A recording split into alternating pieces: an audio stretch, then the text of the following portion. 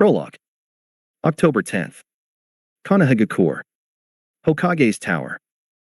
Sarutobi Hiruzen, known as the Shinobi no Kami, pinched the bridge of his nose. Not an hour ago, his predecessor and successor, Namikaze Minato, died in front of him and his students. Well, his two loyal students that counts. He gave his life to imprison the giant rampaging fox known as the Kyuubi. But what shocked everyone was into who he sealed the said fox. His own and only son, Uzumaki Naruto. Naruto kept his mother's maiden name to escape from his father's enemies. The problem was, who would adopt the kid? His advisors were out of question. The clan's heads were also out of question. He wanted to adopt him personally. Unfortunately, he knew that he had no right, because of that accursed council. He thought about it for hours. The kid had the burden to be the jailer of the strongest Biju. Worse was the fact that only he and his now late successor/predecessor knew that the fox was not separated but rather full. They also knew that Madara, or someone who claimed to be Madara, was dead thanks to Minato's Rasengan being a bit overcharged. I think that Minato had a bad feeling. What a waste. He was a good lad. But Wako, what do you think? Should I really tell those two to adopt him? Naruto. That poor kid was orphaned, and he didn't even reach his first hour. Hiruzen knew many bad things, but he knew that this kid, who should be considered a hero, may succumb and fast with no family. He knew how orphans could be treated badly, and that was exactly why he decided to do what he planned. I'm glad that Tsunade came back. With her experience as a medic nin, and her being this close to the kid, that ought to be something Kami-sama planned for this child. Also, he looked at me with a rare happiness. Asuma, why did you grow up so fast, son? Hiruzen sighed at the memories he had about his wife, how they dated each other, how Tobirama encouraged him to show her all the love he can, how she supported him as he was announced the Hokage, how he had his first son and his youngest, Asuma. Her death left a scar on him. He prayed for her, Kushina's and Minato's soul while praying that the one who cost him everything may suffer like he suffered. So, now Inu will come in about 3, 2, 1. Hokage-sama, is my Otudo here? Yes, he is, Kakashi. Did you found them? I did. Hokage-sama, they won't take too long. Kakashi removed his mask, well, his EMBU mask, as he walked toward his sensei's son. How are my little bundle of sunshine? Oh, who's the adorable little kawaii baby? It's you. I hope you'll grow to surpass your Uncle Tsukumo. May he rest in peace, and your... Kakashi stopped mid-sentence as he broke down in tears. He just remembered everything. Hokage-sama, please, I request a little vacation. Hiruzen narrowed his eyes, but he didn't say anything. He simply noted at the young ANBU. I understand, Kakashi-kun. You shall have a 1-month vacation. Is that good for you? Hi, Hokage-sama. I didn't want to, but I think that'd be the safest thing to do. Did anyone wanted to adopt Naruto? I hope they won't refuse. Hiruzen-sensei, what do you need from us? Kakashi saluted the two Sennin as he left behind himself a swirl of leaves. Hiruzen signed to his two students to take a seat each.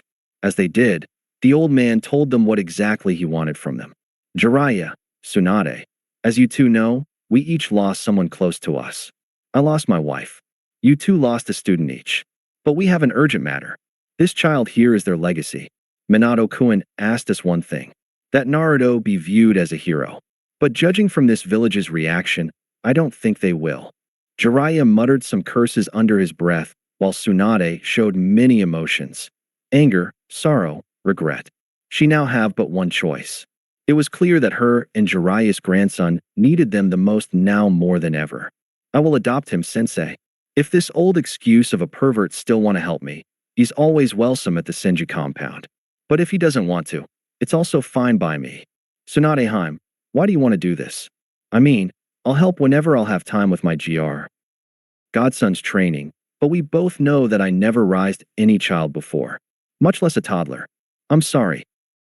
If I may not be always here with you at your side, Heim, but I swear to Kami-sama himself that I will do my best to be the father he never had, and the grandfather he deserves so much. I swear that I will never let him give his hand to anyone. I swear that I'll make him a great shinobi and a great man. Tsunade and Hiruzen looked astonished to say the least how serious Jiraiya was in his vow. Tsunade almost cried as she knew exactly why her teammate, friend, and old lover was this serious. Jiraiya-kun, I'm sorry if I almost cost you our son. It was my fault. If you'll propose to me this time, I won't refuse. You wanted redemption from your loss of our only son. Our handsome, strong, and kind son, Minato-kun. All right, Tsunade-heim. You have no problem with this, do you? I mean, I know I neglected you, and you know who in the past. Jiraiya, I suppose not. Look, do what you must do. Naruto will never feel that he's alone nor unwanted. I will make sure of that, as the Hokage. Jiraiya and Tsunade decided to reveal their legacy and secret to Hiruzen. Just after the legal guardianship was stamped in approval, Jiraiya and Tsunade told Hiruzen how Minato was their son. They told him everything. The old Hokage sighed in frustration at this. He always had a suspicion about Minato's origin, but this was too much in a single night.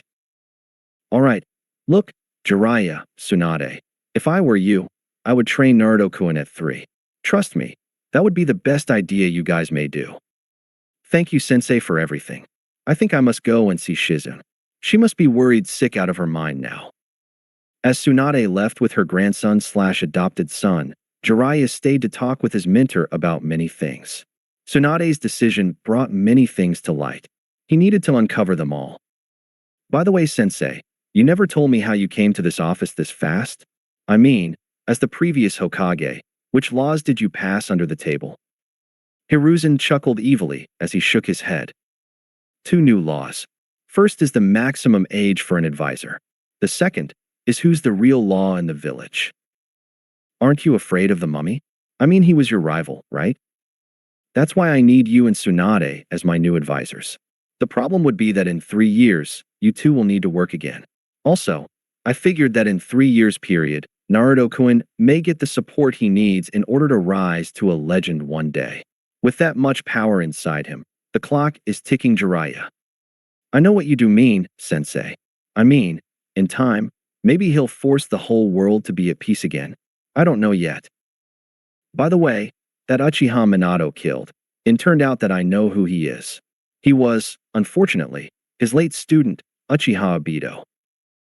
Jiraiya was shocked how a supposedly dead Uchiha raised from the grave and did all that on his own. I see, Sensei. That means that Naruto may not enjoy his childhood too much now that he could have some enemies going after him. Am I wrong? You're not wrong, Jiraiya. I think we need to do something about it. That's it. I think we'll need to train him, and I might be right. He may even have a Kekkei Genkai. Who knows?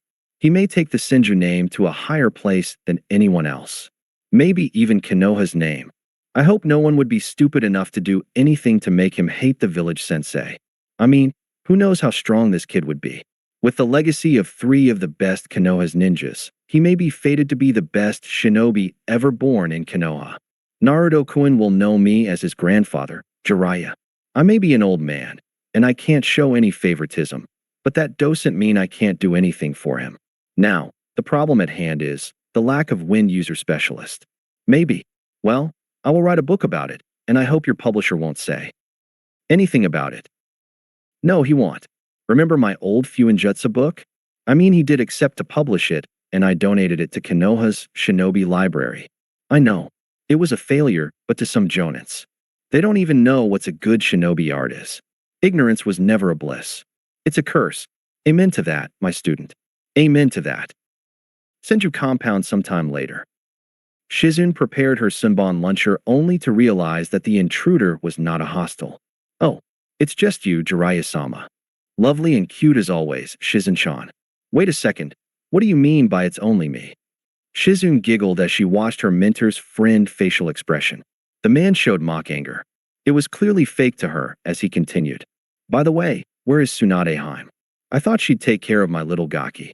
She's feeding him now, and that's why I can't allow you in. What do you mean you can't allow me in? Oh, you mean breastfeeding? Shizune blushed a crimson shade upon hearing Jiraiya's correct guess. She figured that if he'll step in, her mentor won't think twice before killing the man. That was the last thing she needed. Jiraiya may be a pervert with no equal, but that wasn't enough reason to let him die. That's exactly why I can't let you in, Jiraiya-sama. I mean, we need you to live, at least for Naruto-kun. He needs you, more than you may think. Of course he does. I mean, he'll teach him the most important things in his life later on. Shizen giggled at this. Jiraiya can be lecherous, stubborn, greedy, a foolish drank, but he can't allow himself to break his sense of honor. It was a matter of honor for the man, more than a matter of pride. That meant that he won't stop until he did said. But I want Naruto-kun to stay an innocent child as much as possible. Jiraiya sighed. Again, he was misjudged. He shook his head a moment before he replied. I meant my secret Fuinjutsus and maybe Senjutsu one day, but we'll talk about that later. For now, I meant to teach him about life, love, and many other things. Shizun's eyes widened upon hearing this. To learn Naruto Senjutsu meant that the kid would be almost invincible. She knew that since Tsunade once told her about her strongest teammate being Jiraiya thanks to that particular art. And here's the master of the said art telling her that her surrogate little brother could learn it. Even as a baby? This won't be good for many people. Especially Orochimaru one day, the land of lightning and the land of earth. She heard that the land of water was currently troubled, but she have no idea what would happen eventually. Why would you go this far, Jiraiya-sama? I mean, is he related to you? Jiraiya sighed as he mentally thought how right Shizun was.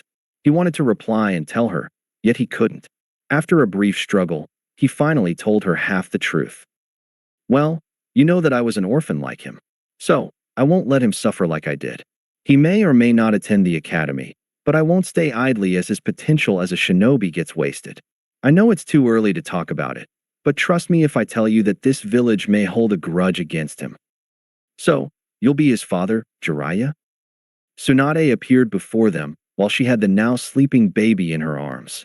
Jiraiya smiled warmly as he saw his grandson sleeping peacefully. This was one of the rare moments of peace he wanted for so long. If he didn't have his spy network, he would never leave. Yes, Tsunaheim. I won't fail again. This I swear. I hope not. Oh, and I won't allow anyone to harm my little Naruto-chan, no matter who they think they are. Unfortunately, Haim, I might not always be here. You know about my spy network. But whenever I'll have time, I'll be here. So, this is goodbye for now then. Jiraiya looked one last time to the woman he loved ever since he can remember and still loved. He sighed in sorrow and frustration as he knew that he might disappear for a long time. He then smiled at the fact that Naruto have a family that would give him his rightfully deserved love. For now, yes. I would always love you, Haim. Before, now, and to my last breath. Well, see you next time. Show Naruto what he deserves the most in this world. When I'll be back, I'll spend all the time I would have with him and you. Take care, Tsunade Haim. After one last glance, Jiraiya went off with a shunshin. Tsunade smiled as she rocked the now giggling baby who tried to reach for her. The woman smiled fondly at her grandson attempt to reach for her face. 3 years later. Senju compound. Kakashi smiled behind his mask how Naruto was getting along quite well with his ninkins. Pakken especially was talking with the kid about many things he would normally only talk to Kakashi himself about. That was saying something. Kakashi mused how Naruto was the reason he changed to the best. That kid can be very active sometimes, yet lazy some other times. If he'd make a wild guess, he'd say that they're related. He chuckled how they were related. Maybe not by blood, but their relation as siblings can be obvious somehow. Kakashi even started dating a young chunin a bit older than him, named Kurenai, since some weeks ago. That woman may dislike perverts, but truth be told, there's no man that's not a pervert, even for one single woman, right? Kakashi also thought how Tsunade almost chocked him to death when she saw his gift to Naruto 3 months ago was an orange book. Of course she mistook it for a certain book that have the same color. Fortunately, Naruto was able to show her that it was a book about shuriken jutsu. Tsunade apologized to Kakashi, but lectured him on what and what not to give to a 3 years old. Naruto have also made his first friend. Well, kind of made his first friend. The kid was strolling on his way back from visiting the Hokage. He didn't notice how Kakashi was watching him, just in case.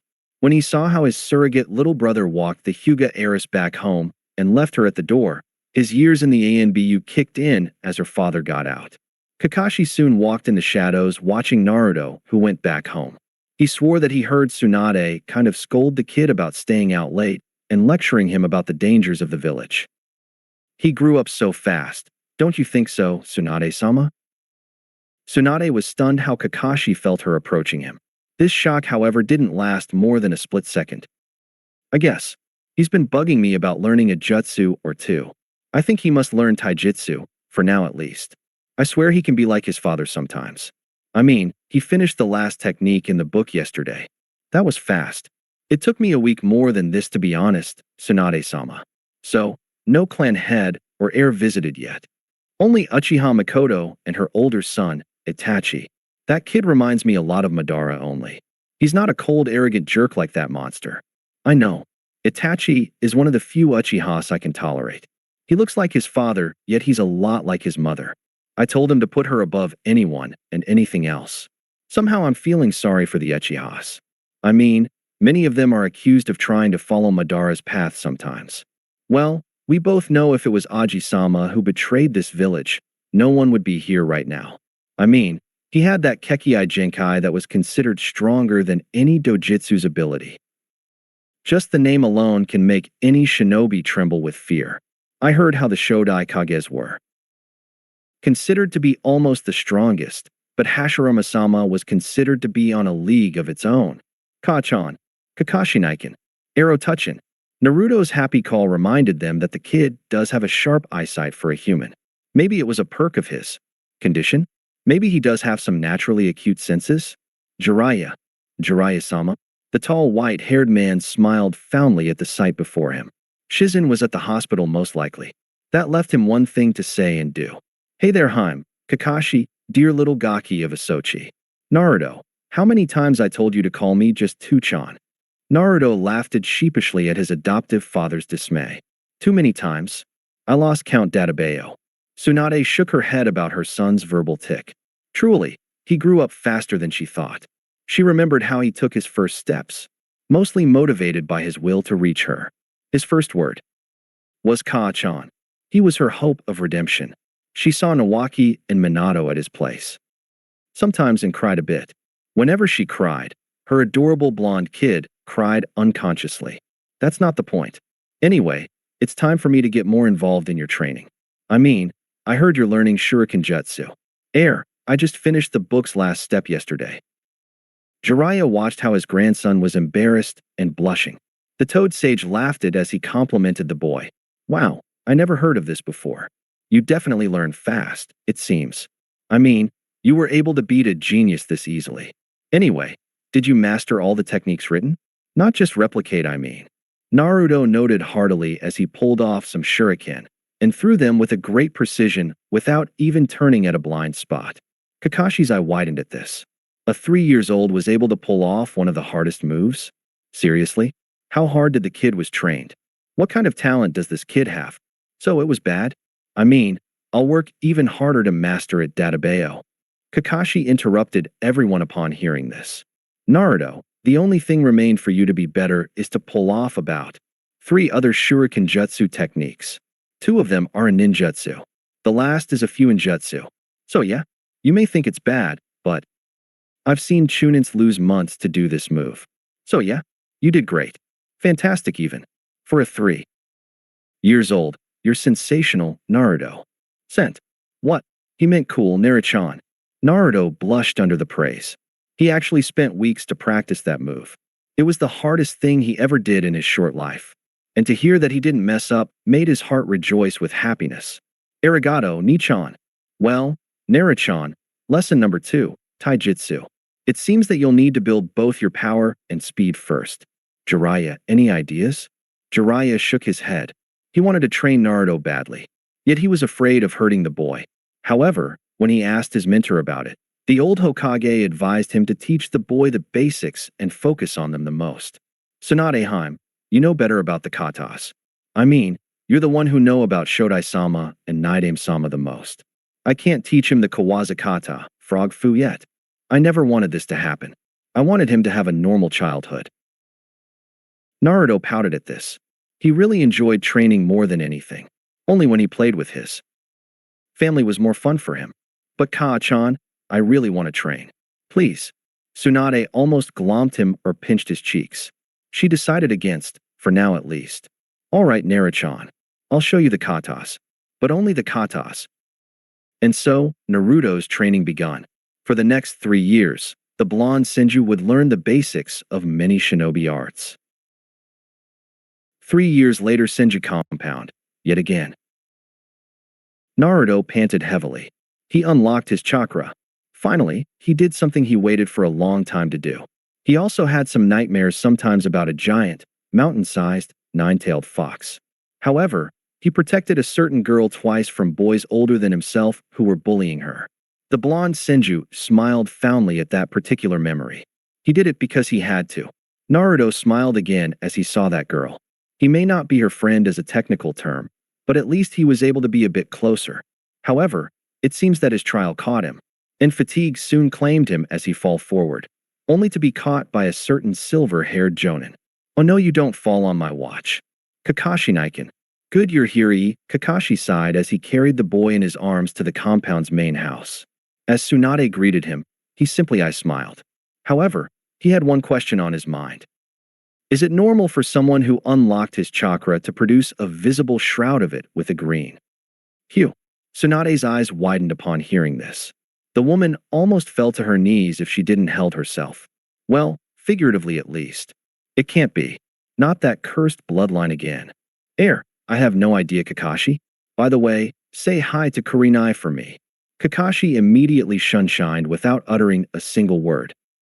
The next day, the academy. Tsunade was walking Naruto to the academy. Her cute little Sochi was smiling with joy. He really wanted to have a friend. Civilians were out of question for him, as most of them were. Shallow or bullies. Clan heirs, however, was a whole another question. As he lazily took a nap through the ceremony, many of the clan heirs and heiresses looked at this kid. Some with questions, some with respect, some with admiration, a certain Hyuga.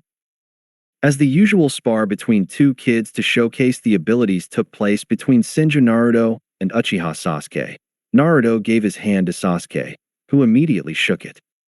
Let's show them which is the greatest clan, the Uchiha or the Senju. How about a bet? You lose, you became my friend.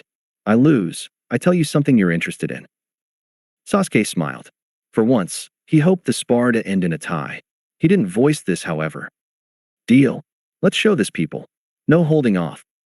Naruto smirked. Oh, how he's gonna love to be tied to the brother of Uchiha Itachi, one of the best chunins for ages.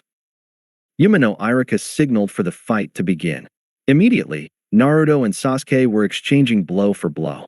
Naruto was slightly stronger, but also slightly slower.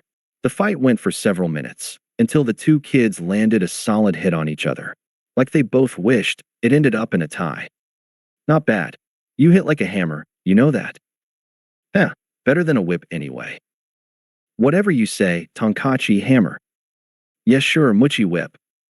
Tsunade soon laughed at this scene where Mikoto apologized from her mentor's teammate. Tsunade didn't take any offense, but it seems that Naruto and Sasuke were much more of Kushina and Mikoto than Hashirama and Madara, two rivals who most likely would end up as two best friends. The spars went on. Naruto, however, glanced at a certain Hyuga brunette as she spared with a girl named Ami. Needless to say that the blue-haired Hyuga won, and fast. Hayashi smiled as his older daughter proved to him that she wasn't a failure like most of his clan thought. But she really needed to build up her confidence somehow. He glanced at Tsunade and Mikoto and how they treated their progenitor with encouragement and respect. He felt kind of guilty how he treated his daughter coldly. But he couldn't show it. He was the head of the Hyuga clan, and Kami forbid that anyone sees him showing that weakling's emotion. Tsunade frowned at this. She knew this would happen eventually. Beside the fact that she saw a girl as a sweet future comrade for her grandson, maybe she'll be even more than just a friend to the boy. She also noticed how the Nara and Akimichi heirs talked with each other like they were best friends. She gently pushed Naruto toward them. Soon, Sasuke followed his first friend. Well, kind of first friend and more of a rival. Soon, all the Aburame and Inuzuka's heirs joined. Also, they were joined by a Hyuga and a kid older than them by a year. She noticed how the Hyuga heiress was kind of scared from the Hyuga kid. Ka-chan, can I invite my friends this weekend? Tsunade shook her head in amusement. She left Naruto for 5 minutes, and here he was a friend to all those kids. I don't mind one bit, but you know that you may be busy? Naruto gulped as he remembered that the Saturday he'll be busy. But then again he remembered about his free Sunday. Well, kind of free Sunday. So we're Sunday guys? Tsunade giggled at her grandson's antics. He may be adorable half the time, but the other half, he can also be old. Even though she still didn't tell him his two biggest secrets, she reminded herself about checking the boy's elemental affinity. If Kakashi's words were true, then who knows if that problem she used to have will resurface again. Senju Nawaki. Tsunade's younger brother died because of that curse. She remembered that day. The day she told him to test his affinity. She found that he had the Mokuton all along. It seems that the accursed bloodline tend to skip a generation most of the time, or so she read at her grandpa's notes. She prayed that Naruto won't have that Kekkei Genkai. She knew that if the information leak, she'll need Jiraiya's help, and to be extremely careful. She smiled when her cute little child was able to befriend each and every promising future genin. Apparently, her grandson was a natural leader. Maybe he'll be a good man, and a great Hokage one day. Later that day, Tsunade's eyes widened as she saw the chakra paper she gave to Naruto torn asunder into two parts with a clean cut right in the middle, turn into wood, then drip some water droplets. Shizune immediately took Naruto to another room as Jiraiya entered. He heard Tsunade's muffled sobs. Why? Oh Kemi-sama, why my little Naruchan? Why does he have that accursed bloodline? Jiraiya immediately felt bad when he heard her words as he came to a conclusion. He knew exactly what Tsunade was talking about. Mokuton. What release was known as the strongest Kekkei Genkai ever wielded by any clan. The word alone can make any hardened shinobi tremble with fear at this unrestrained power that have the ability to crush mountains and subdue even the Bijus themselves. Jiraiya concluded that Naruto's childhood was over then and there. The Gamma Sennin knew that if he wanted his grandson to reach his limit, which was the sky no less, he had no choice. Training starts the instant your secret weapon is revealed. That was the rule of the Senju. Minato, my son, I'm so sorry. Your child may never enjoy his childhood much longer, but I won't let anyone turn him into a tool. This I swear. Tsunade Heim, what's done is done. Naruto may very possibly be the child of prophecy I was searching for so long about. Tsunade immediately grabbed Jiraiya by the collar and lifted the tall man off the ground as she glared into his very soul. I don't care at all. I mean, why does he have that accursed bloodline? Why couldn't he be normal? Why? You know that this may turn him into a huge target? That old fart Danzo won't hesitate 1 second to. Not if I pound him into a bloody stain first. Tsunade released Jiraiya, shocked by the look of his eyes. Gone was the cheerful, fun-loving Jiraiya. This Jiraiya screamed power and commanded respect. Tsunade smiled at this. Leave me a piece or two if that would happen. I will. By the way, Tsunaheim. What, Jiraiya-kun? About Sensei, when and where we tell him. Tsunade sighed as she knew that their problems had just begun. When the time is right. Beside, Naruto can use chakra and his main affinity is wind. Jiraiya growled. He didn't have any wind jutsu, the old man on the other hand. I'll see what I can do. Maybe I'll teach him the Rasengan for now. Tsunade's eyes widened with horror. He's 6 for Kami's sake, Jiraiya. What if? It's now or never. I need to teach him each and every chakra control exercise I can find. Also, I think his chakra level was unbelievable according to Hatake Kakashi. And we both know how much he loves our cute little Gaki. Tsunade growled at this. She was cornered and she knew it. Her cute little grandson had already grew too much. She tried to assess his skills only for her to sigh from frustration. Think about it then. Answered her lover. He knew already a lot of Fuinjutsus. Even without activating them, he's very close to level 5.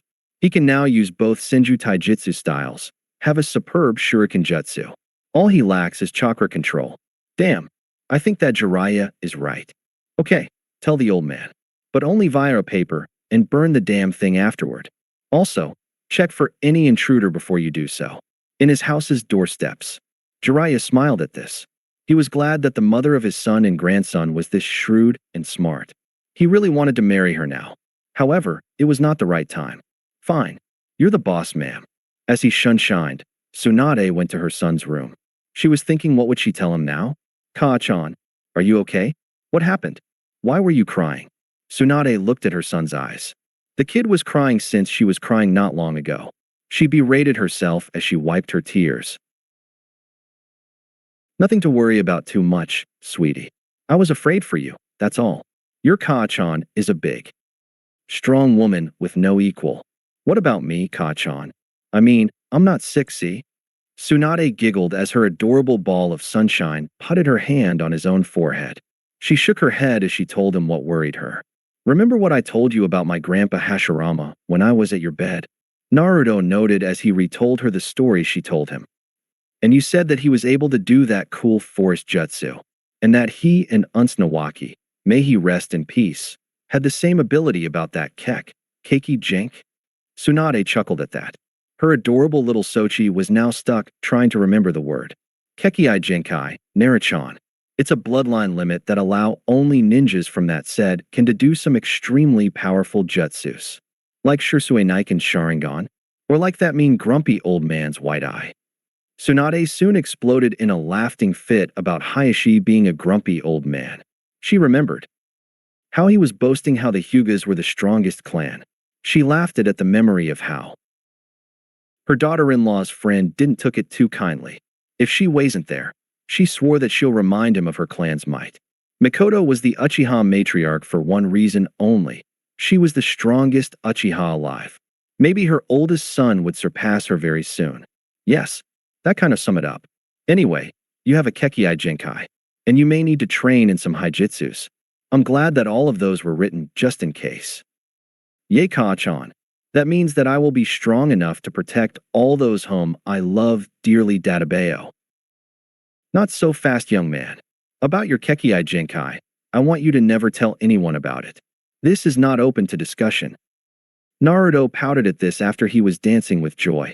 However, he saw the pained expression of his mother, which stoked his pouting expression as she continued.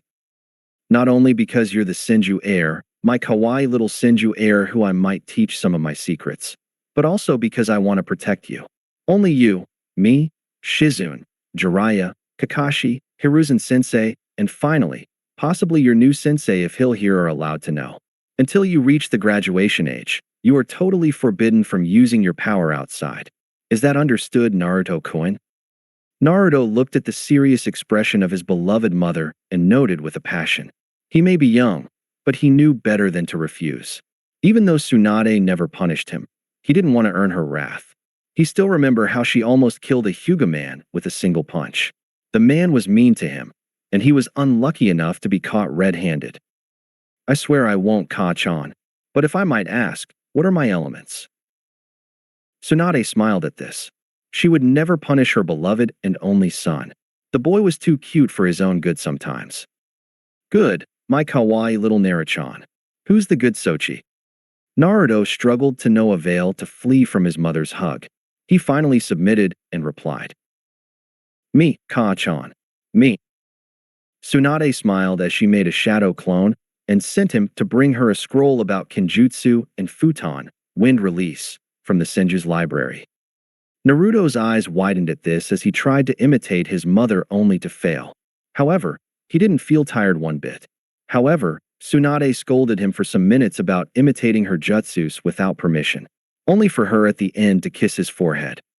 Sunday morning. Senju's compound. Shikamaru and Choji were, amazingly, the first two to arrive at the large Senju compound's gardens. It was more of a small forest than a garden if they were honest with themselves. Only the sight of the mighty trees, grass, flowers, and different species of plants that grew for a good square mile was more than enough to tell them how much the Senju clan was wealthy. Shikamaru, are you sure Naruto live here? Troublesome Choji. But he told us so himself. If anyone would lie, it won't be him. By the way, have you seen how some adults were glaring at him? Also, I find it odd how many bullies try to intimidate him, or how kids outright leave him like he doesn't even exist. He got us Choji. Also, Friday he watched clouds with us, remember? I know. He even offered me some snack. And he called me a kind soul. Choji, we need to focus where I am right now, Shikamaru. The Nara heir and his best friend looked up to a tree's branch. They saw their friend laying on his back lazily as he was thinking who knows what. With the agility of a cat, Naruto jumped down to the ground. Hey Naruto. Welcome, Choji Shikamaru. Welcome. Come in. Make yourselves at home. Kachan won't mind, I hope. No, I don't mind. Not one bit. Naruto's eyes widened as he saw his mother slash, still unknowingly his grandmother. He was afraid she'll get angry at him like many times before. Sure, she never punished him, not even once. Maybe because he never repeat the same mistake? But still, after all, what a house is if it's not full with happy children. Naruto blushed at this. Tsunade was pretty much always happy. He may had his adventures in the past, which it didn't end up mostly well. But now, maybe he'll get used to living with him friends sometimes. Nice house, Tsunade-sama. I mean, it beats many compounds I visited in my short life. Naruto poked Shikamaru and not too gently. Apparently, Tsunade still have some issues. Thank you, Shikamaru-kun, was it? Unfortunately, it is not as good as it used to be, but mostly because it feels. As she talked, she noticed the Nara heir nod his head. Then when she paused, the Akimichi heir interrupted her. Tsunade-sama, please don't talk about it if it hurts. Thank you, Choji-kun, right? The Akimichi heir nodded his head as Naruto talked to his friends while showing them the many furnitures present in the living room. So, guys, I think I need to tell you the story of everything present in the room. This couch here was brought from Moku no Kuni, Land of Wood, about 2 years ago. Also, this TV wasn't here until Friday. This radio here was bought by Shizunichan as a birthday present to Kachan. The Nara and Akimichi heirs were shocked how the large living room had so much history. They never thought about it too much as Naruto finally told them a secret. By the way, Kachan sometimes take me with her when she wants to buy lotto, and let me pick the numbers. She said that I have an unbelievable luck. I mean, I never lost in anything that involves luck. Shikamaru eyes widened in a very comical way. Choji stopped eating his bag of chips upon hearing this. So how does it feel? This luck, I mean. Nothing special, Shikamaru. Nothing special. I'm glad that I'm good at something, I guess. Choji sighed upon hearing Naruto's reply. He expected some boasting. At best an arrogance. But none was present from someone who can easily become filthy rich in a couple of days. In fact, their friend was very good to have as a company, and possible lifelong friend. So now what we do? I was thinking about watching clouds while eating some chips. Let's go then, guys. I mean, the garden always appeals me and a lot. Shikamaru smiled at this. Naruto may probably be the least troublesome friend apart Choji, of course. Tsunade shook her head as she watched Naruto pull a scroll with the kanji snacks written on it. At first, she thought he was boasting about the fortune they had. But then she realized that the boy was too modest for that. She also shed a tear of sorrow, as now the compound may sound alive again. Tsunade-sama, are you alright? I am now, Shizun. Damn, I miss it when this place was so full of life. So many children running around. So many lives. I missed when this house was full. Shizun looked at her mentor and mother figure with sympathy. She, however, remembered some things that were very important. Tsunade-sama, I have an idea. The Uzumaki compound, how far is it? Shizun, we both know that it's very close. I mean, it's basically the next door. But since Naruto is my son, no, forget it, girl. I mean, I don't need another ghost house, do I? Of course not, Tsunade-sama. Take it easy and calm down, please. I am calm, Shizun. It's just that. I feel sad about all this. I know, Tsunade-sama. I think that I will tell you another time, when you can talk about it. Thank you, Shizun-chan. By the way, what did I told you about the Tsunade-sama bull last time? I understand, Tsunade-kazan. Good, my little Shizun-chan. So today what do you want as a lunch? Takeouts, Tsunade-kazan. Takeouts, no discussion. Shizun shivered at the memory of her adoptive mother/friend/and mentor's horrible cooking. Not that she could tell her. While she can cook herself, she knew that the only decent cook in the house were Jiraiya and Naruto. Especially Naruto. Naruto, Choji, and Shikamaru laid on their back under the shade of a tall tree. The said tree was at least decades old. Naruto in particular was smiling like an idiot. Not that he usually showed it, but this was one of the rare times an outsider have ever seen his true smile. Then, without warning, Naruto rised up from the ground. As his two friends looked at him, he simply replied, "They're here. Shino, Kiba, Sasuke, and Lee." Shikamaru asked the obvious as Choji squinted his eyes only to confirm Naruto's claim. "How did you know that?" "I mean, they've just arrived. I felt their presence per se, enter the garden. That's how I felt you guys. Are you a Sensor Naruto?" "Like, Uncle Inoichi. I don't actually know yet, Choji. I mean, I can detect shinobis, but Lee was very hard to detect for some reason." "That means that you are indeed a sensor-type ninja." "Well, ninja in training for now." Naruto shook his head at his friend's cynical remark. Sure, Shikamaru was a nice company. If he was more motivated at least. "Look, what you know, please keep it to yourself. Please, guys." The two other boys swore secrecy as Naruto greeted his other friends. Surprisingly, Sasuke was the first to kind of apologize. "Sorry if I was late. You see, I was training with Nichan for once. And since he rarely have time, I couldn't say no." "No harm done, Sasuke. I mean, I would have done the same. So what did you guys do yesterday?" Shino told them about how he was with his father, probably trying to know his hive more. Amazingly, none was disgusted. Naruto even said that this was cool in its own kind of way. Kiba told them that his mother was searching for a partner for him, something that he was wished luck at by everyone else. Choji told them that he started his clan training. Shikamaru was the same. Big surprise that Shikamaru quite. Lee told them that he was training since he had nothing else to do. Naruto felt sad at this. Lee seemed like a nice guy. Sasuke told them that he was still training and trying to do something important to himself. Naruto then asked him, "Let me guess, Gokakyo?" "Great fireball." Sasuke eyes widened at this. How come he knew? "Well, I think you need to know about fire nature transformation first. It will take you more time, but one day you'll thank me for that." Shikamaru's curiosity was activated. Now Naruto was rained with questions until he stopped them. "I'm no genius, but I once heard from Hokage Jishin. He's here, I guess." "Ohio, Hokage-sama." All the kids greeted. Naruto, however, jumped with joy as he said, "Ji-chan," several times. The old man rarely visited, but Naruto loved him like a grandfather. He also enjoyed the old man's wisdom and sharp eyes for details and potential. "Hey there, my children. So, what can an old man do for you?" Naruto immediately pouted. This old man was the only man he can't beat, even in 10 years. Naruto glanced at him in a drop-the-act, grandpa look. "Hokage-sama, what is the best way? To master an elemental jutsu, or to master the said nature transformation?" Hiruzen smiled at Sasuke's question. That was something he wanted to lecture them about. "Well, my child, mastering an elemental jutsu is like running. However, one can't run before he walk, or he may fall. So to answer you, in my humble opinion, one should master the elemental transformation of the said jutsu, then he can master the said jutsu, and much more." All the kids were at awe. The old man was wise. Very wise even. Naruto, however, was the first to grin at this. He knew that the tall, white-haired man whom he see as a father was right. "So, Aji-sama, how are you now? I hope that you vanquished that evil thing." "Unfortunately, I didn't yet. But today I took a day off. After all, someone have to make sure the next generation would surpass its predecessor.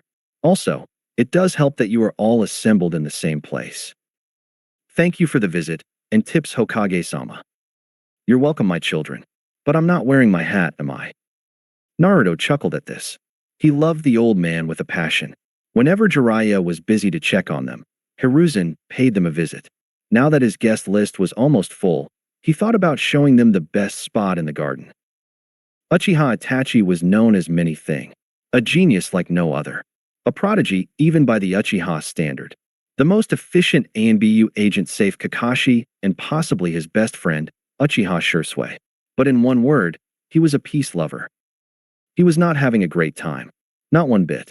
His clan was torn asunder between rebelling against the village and negotiating for their rights. Itachi and Shisui were completely against the rebellion. For them, women, children, and elderly were on their top list to refuse. Itachi knew that once the village would be weakened, the Wagakure and Kumogakure won't hesitate one split second. Uchiha Fugaku, as the Uchiha clan's patriarch, was the one who's caught the most in the turmoil of politics. He was thinking for weeks about how to quell the rebellion. But he knew that in a year at most, the Uchiha clan won't stay quit. The civil war was cooking slowly, one that may take the whole shinobi world to hell. It didn't help that Hayashi was accusing them. Well, Fugaku at least was defended by a Senju, something he never thought possible. He encouraged his younger son to be friend with Naruto. He also swore to pay his debt in full one day or another. Itachi, son, we need to talk. Talk about what, father? About our clan. We both know what would happen if I accept their proposal. So, I need you to talk with Jiraiya-sama about helping us when the time is right. Jiraiya of the Dansetsu no Sennin? Why would he agree anyway? Because he's a man of morals, principles, and honor. Something many lack in our village.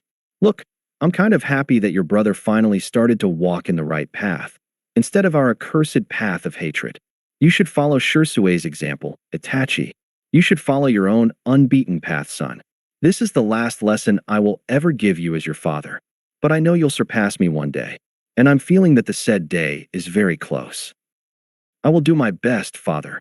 I will make you proud of me. Good. Now go and find Shirsue.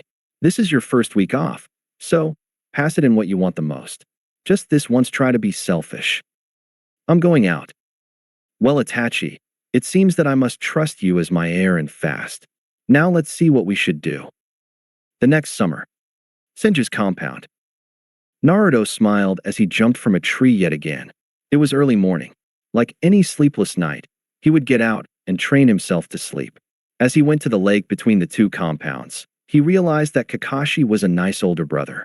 Now the kid have some new clothes that made him a lot more like an experienced chunin. Naruto was wearing some black/white and gray jumpsuit. Also, he wore a mask that hides half his face. He started weaning those clothes ever since his last birthday. The jumpsuit was a present from Jiraiya. The old man told him how it was Kakashi's idea. Kakashi, on the other hand, gave him some Doton Jutsu scroll and a black mask like his. He told him that he would be proud if his little brother was kind of like him. Not that Naruto needed any instruction. The man was now living with them, something that gave him much joy. Over the last year, Yuma no Iruka became closer to Naruto. Sure, at first the man barely stranded the boy, but one time he treated him to Ichiraku ramen, and that was it.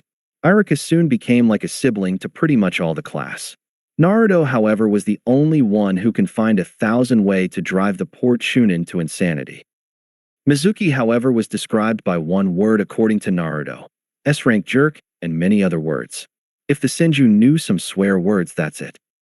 For now, Naruto was thinking how to evade the boring lectures once and for all. True, they had a 3-month vacation. But to Naruto, that meant one thing only: training time. Since he doesn't always meet his clique, he decided that the best way to pass time was training as much as his body could. He may not be able to train more than 12 hours, but that doesn't mean he would slack off training, does it? Yo! Naruto lazily greeted Kakashi without even turning to see the man. The masked Ambu smiled at this. It was no secret that Naruto's skills were second to none for his age. He doubted that there would be a single academy student stronger than the kid. When he's angry, that's it. You know your way too early? Well, I was searching for my lost sleep, and I didn't found him yet. Kakashi chuckled at this. Naruto would be so like him. But he had one problem on his mind. His girlfriend Kurenai told him about a young Hyuga girl, a bit younger than Naruto, having some problems. He then asked his younger brother figure about something. By the way, you never told me if you like any girl. Hinata-chan is probably my first friend ever, but she doesn't talk to me at all. Now that rang a bell.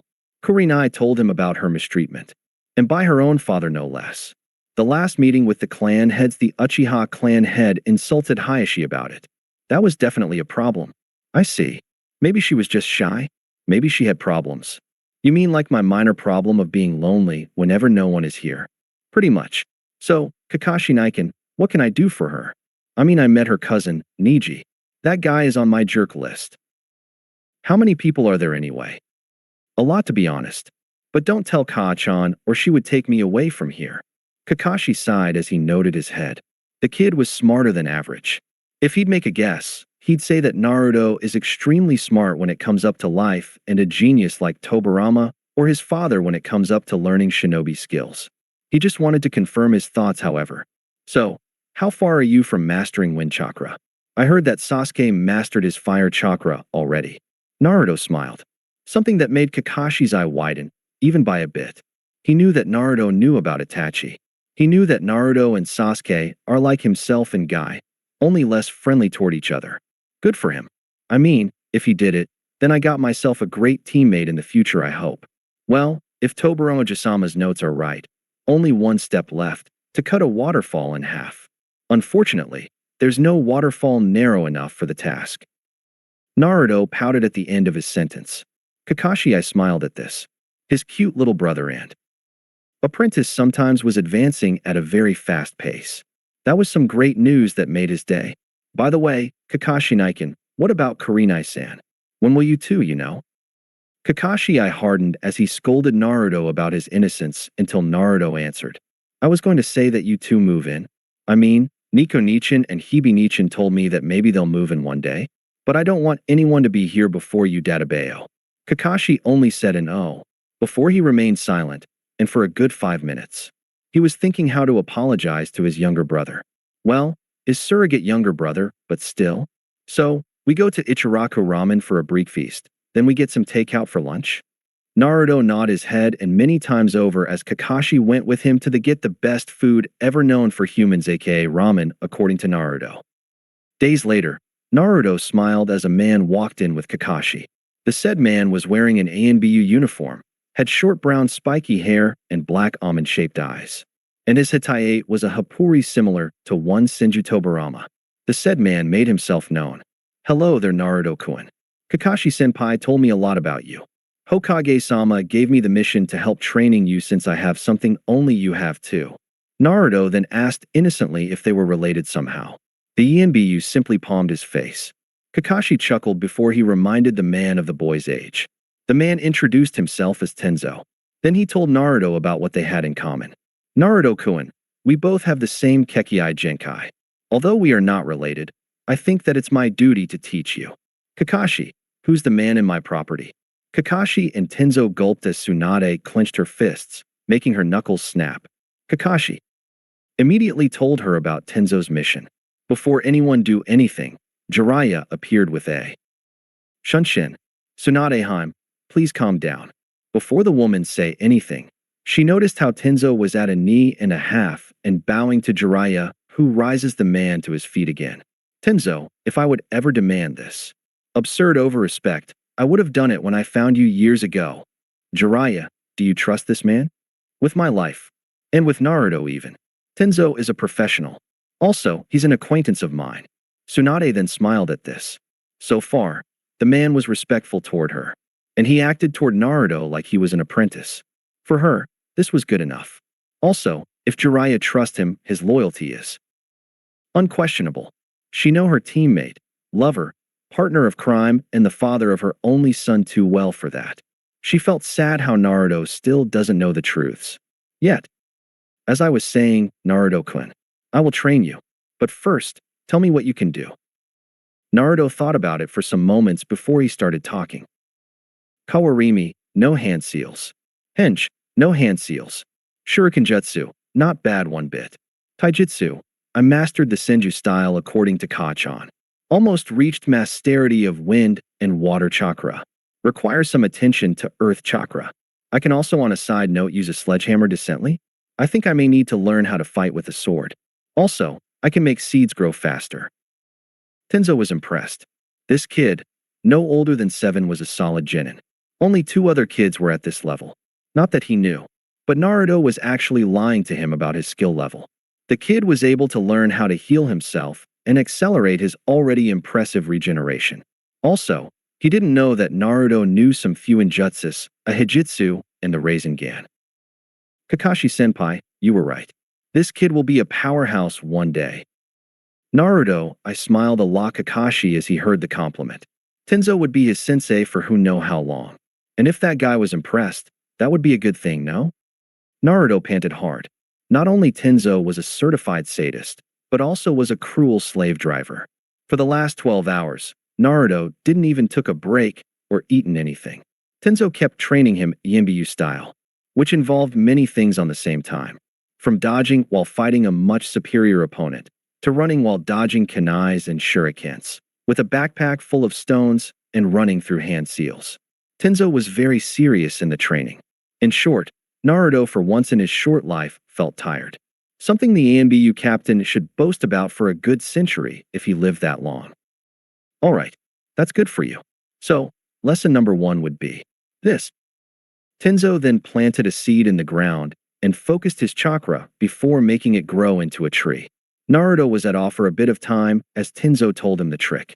But what shocked the ANBU was the fact that Naruto reproduced the feat within a minute time frame. Tsunade dropped the cup of lemonade she was holding. Naruto learned a high Mokuton exercise, and within a minute. Something that took her grandfather a whole day to achieve, and he was older. Was this the Kyuubi's influence? No. I can't believe my own eyes. Is Naruto-kun this talented? Then again, it took him only 2 weeks to figure out how to master the Rasengan. Impressive, Naruto-kun. It took me a good solid month to produce such a feat. How did you do this? Naruto, simply I smiled at Tenzo. He felt that the seed was asking for his order. Naruto was a censor, but simply because he felt a deep connection to the living crops, from grass to the trees, and not forgetting the flowers. He simply couldn't explain it. Well, the seed asked me if I her to grow. Also, she asked me for some chakra so it can become a tree. That's all. Tenzo was shocked. He knew that the kid have a secondary affinity to wood and a third one to water. He just thought how to push him to the right path. Maybe I'll tell him to learn a strong jutsu? No, not yet, else Tsunade-sama will play with my decapitated head. I was never been able to communicate with plants. It's like my Mokuton is. Forced? What? I told you how I feel it, Tenzo-sensei.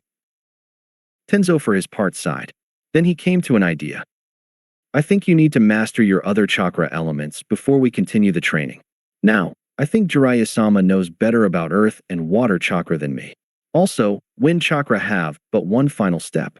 But since you couldn't do it, I'll help you creating the waterfall. Good luck, kid. You're on your own from this point onward. Thank you for the help and training, Tenzo-sensei. Tenzo simply used his earth chakra to create a 10 feet tall earth rampart. Then, he created a narrow stream as a waterfall. Naruto thanked the man again. The man smiled warmly before he instructed Naruto to master wind chakra, earth chakra, and water chakra. Then after saying his farewell, he went with a shunshin. Kakashi for his part had to carry a young blonde Senju in his arms as Jiraiya and Tsunade went in. The dinner went a bit too quietly as Naruto wolfed down a mushroom soup, some grilled fishes, and a couple of bowl of ramen before the kid went to his bedroom and slumbered to the next day. In the dining room, however, Tsunade was talking about many things with Jiraiya. Among them were when to tell the kid about everything. After all, he was her heir. The next day, noon exactly, Naruto yawned, stretched, and jumped off his bed and went straight to the bathroom. After a quick shower and a teeth brushing, he dashed to the kitchen as he, and probably everyone else, heard a loud roar that was closer to a whale's song than the rumbling of an empty stomach. As Naruto ate a lot of food. Well, wolfed down a lot of food as a breakfast. Then, as he went to the garden, or rather, the training grounds of the compound, he was shocked to see Tsunade look at him with a tinge of sadness evident in her eyes. Good morning, Naruto-kun. I have something important to tell you. I think you're ready now to hear it. Naruto tilted his head in confusion. Jiraiya, who was watching all the time, sighed in frustration. The old sage knew that Naruto may be shocked for a long time if he'd hear this. Unconsciously, the tall man shed a tear as he thought about everything. Minato, I'm so sorry, son. You left a legacy which I neglected for a long time. I can only hope you'll forgive me one day. Tsunade, however, broke down. How couldn't she? How couldn't she when her second son, the one she taught some of her secrets, the one she took care like he was her own son, the one she fed her own milk and was ready to kill anyone to protect, was about to know some very dark and grim secrets. Not one, not two, but three. 3 secrets that may destroy his life. Naruto-kun, please stay strong. The first secret I wanted to tell you is that I'm not your real mother. I adopted you when you were a newborn, but that doesn't mean that I'm. Before she could finish her own words, Naruto stubbornly denied that times and times again. No, you are my Kaachan, Tsunade. You are my Kaachan. I would never accept anyone else. Please, Don't chase me away from you. You are the only person I can love more than anyone. Please be my Kaa-chan. I swear I'll be the best son you can ever dream of, Databeo. Watching Naruto cry his eyes out made Tsunade's maternal instincts rise to the surface again. She simply hugged her grandson with great affection. She wiped his tears while consoling and soothing him again and again until he stopped his dam. When he looked at him, she told him in a totally serious tone, I would never chase you away. No one is going to take you from me no matter what price I most pay. I was saying that in reality, I'm the mother of your father. That pervert there is the father of my beautiful and handsome son, Minato. Naruto, eyes widened upon hearing this. Minato, as in Namake's Minato, the Yondaime Hokage? But Kaa-chan, does it hurt you? Tsunade's eyes softened even more. Naruto forgot his pain because he was thinking about her. She smiled warmly upon hearing this. No, it doesn't anymore. When I look at you, I feel him alive in you. Even though, unfortunately, he and Kushina-chan jumped to save you. They cared for you and loved you that much even when you were a newborn baby. Naruto cried again, this time from happiness and sorrow together. However, Tsunade continued her story. Naruto-kun, you're wise. Wiser than your age. I know that you know that they don't like you. But the reason why is that? Because your father sealed the Kyuubi inside of you. Somehow, he was able to seal it whole. However, he jumped along your mother in the path of his claw to protect you. I'm sorry if I told you this, but it was their will that you would be seen as a hero instead of them. Jiraiya continued as his tears streamed down his cheeks. Minato's honorable sacrifice and will was tarnished for too long. Far too long in his point of view. Naruto, however, broke down crying. That was too much for him. His mind was running 1,000 miles per hour as he thought about everything. The glares, the whispers, the bullying, the bans from many stores whenever no Yenbu was in view. It all makes sense. After a good 30 minutes of crying, Naruto voiced his first and most important question. Why? Why me? Why me of all people?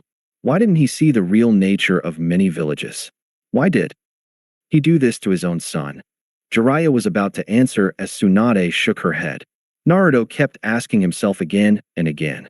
Then he stopped his questions, wiped his tears before he shook his head, and smiled. Well, at least I got a real Bachan and Ji-chan. Also, I have some good friends and family. I'm not really sad. Tsunade and Jiraiya's eyes widened. This 7 years old was this sober? How comes that despite the fact that he was orphaned by his first hour, he didn't blame his father? I wouldn't have done the same though.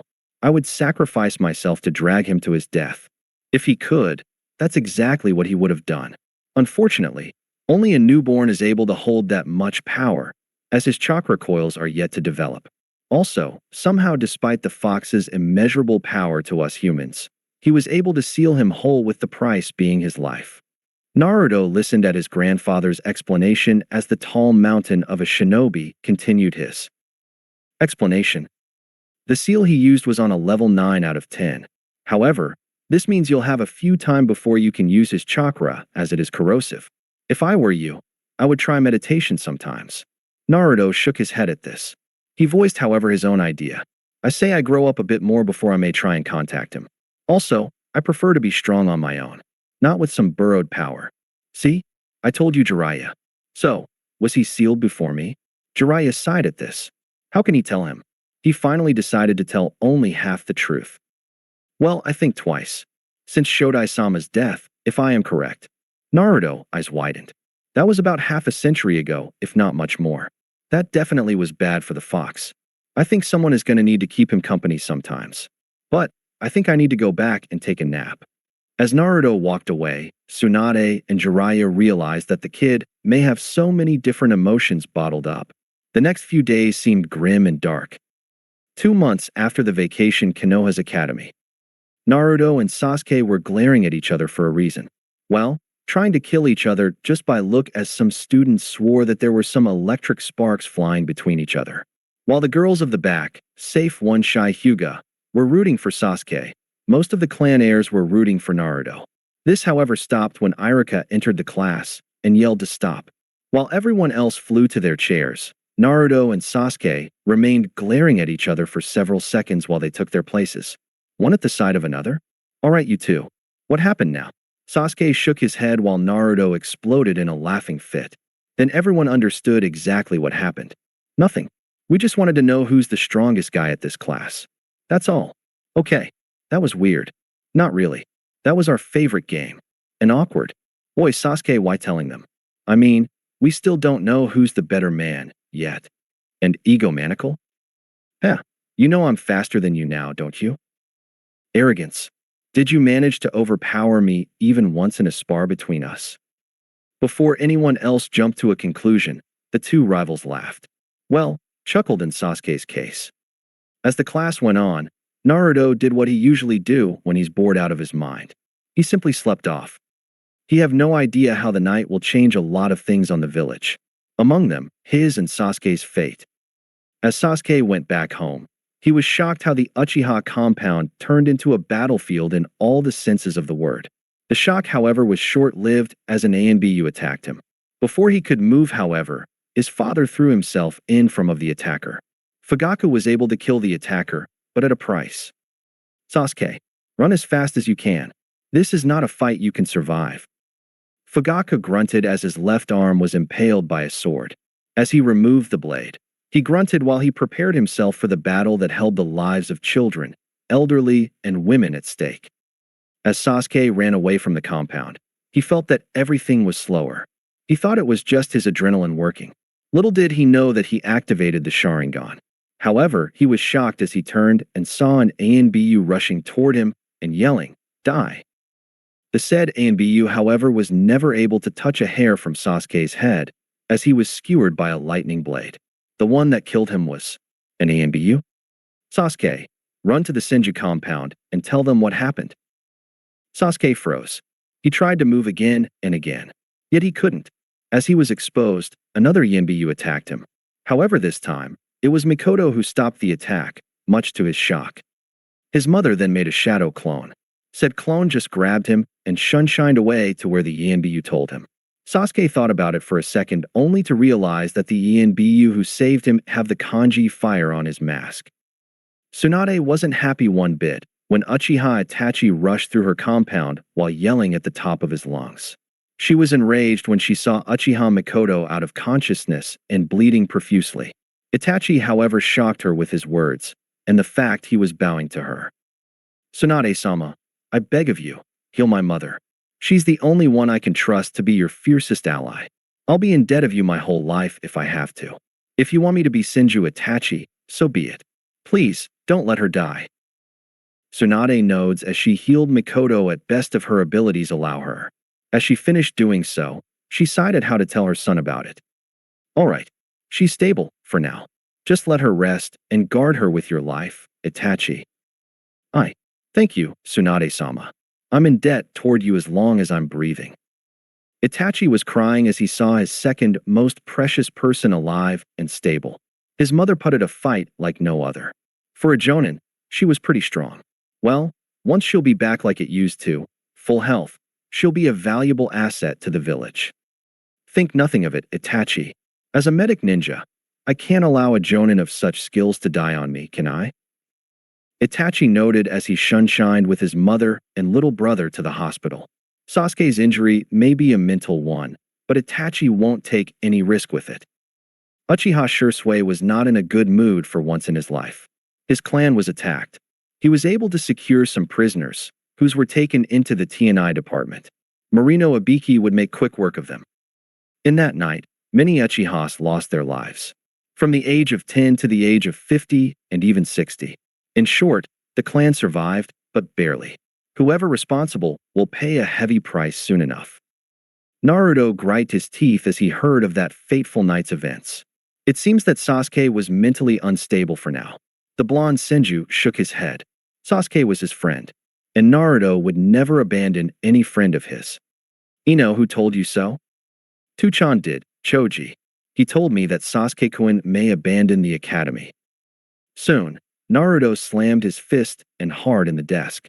As the whole class turned toward him, he snarled with an angry tone. What are we doing here? We let him plunge into darkness while we can be some good friends and help him out? I don't know about you guys, but I'm going to see him.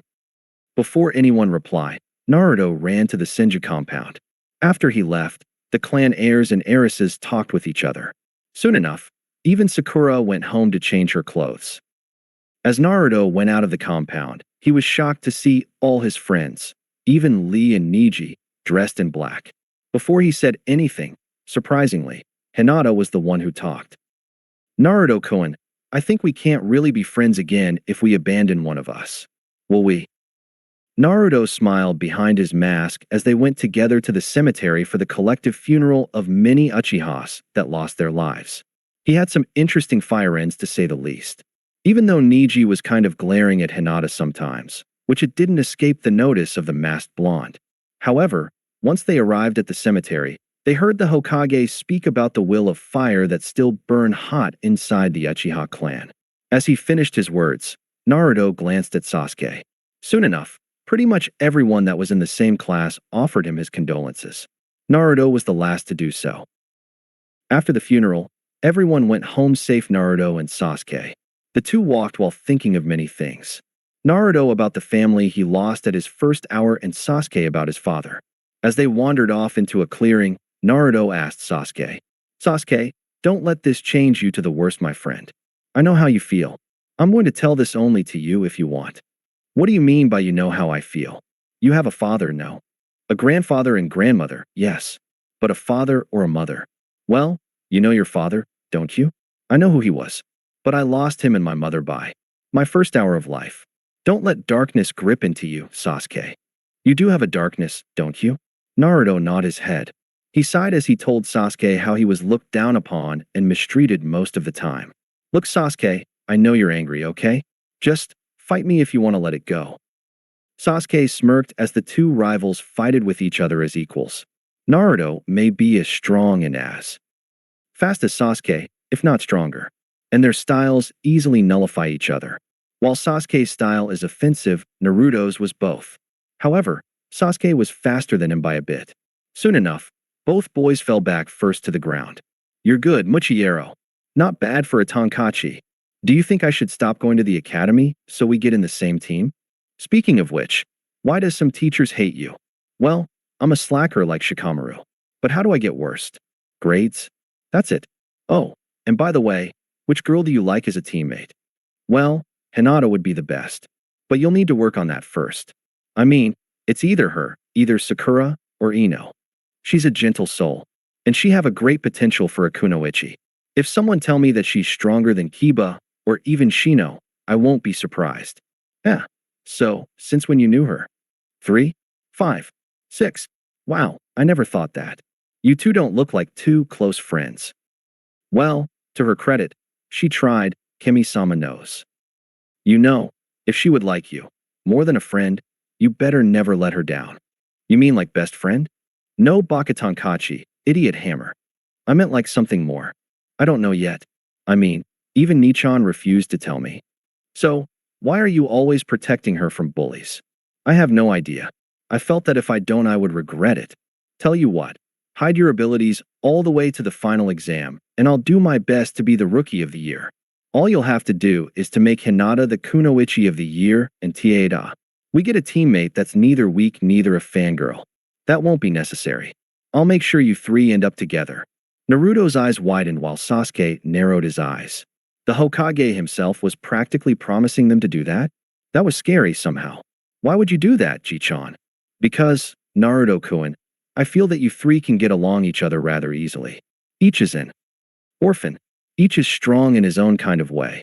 Also, I think only you can push each other to reach and surpass his full potential." Sasuke bowed slightly. "I know.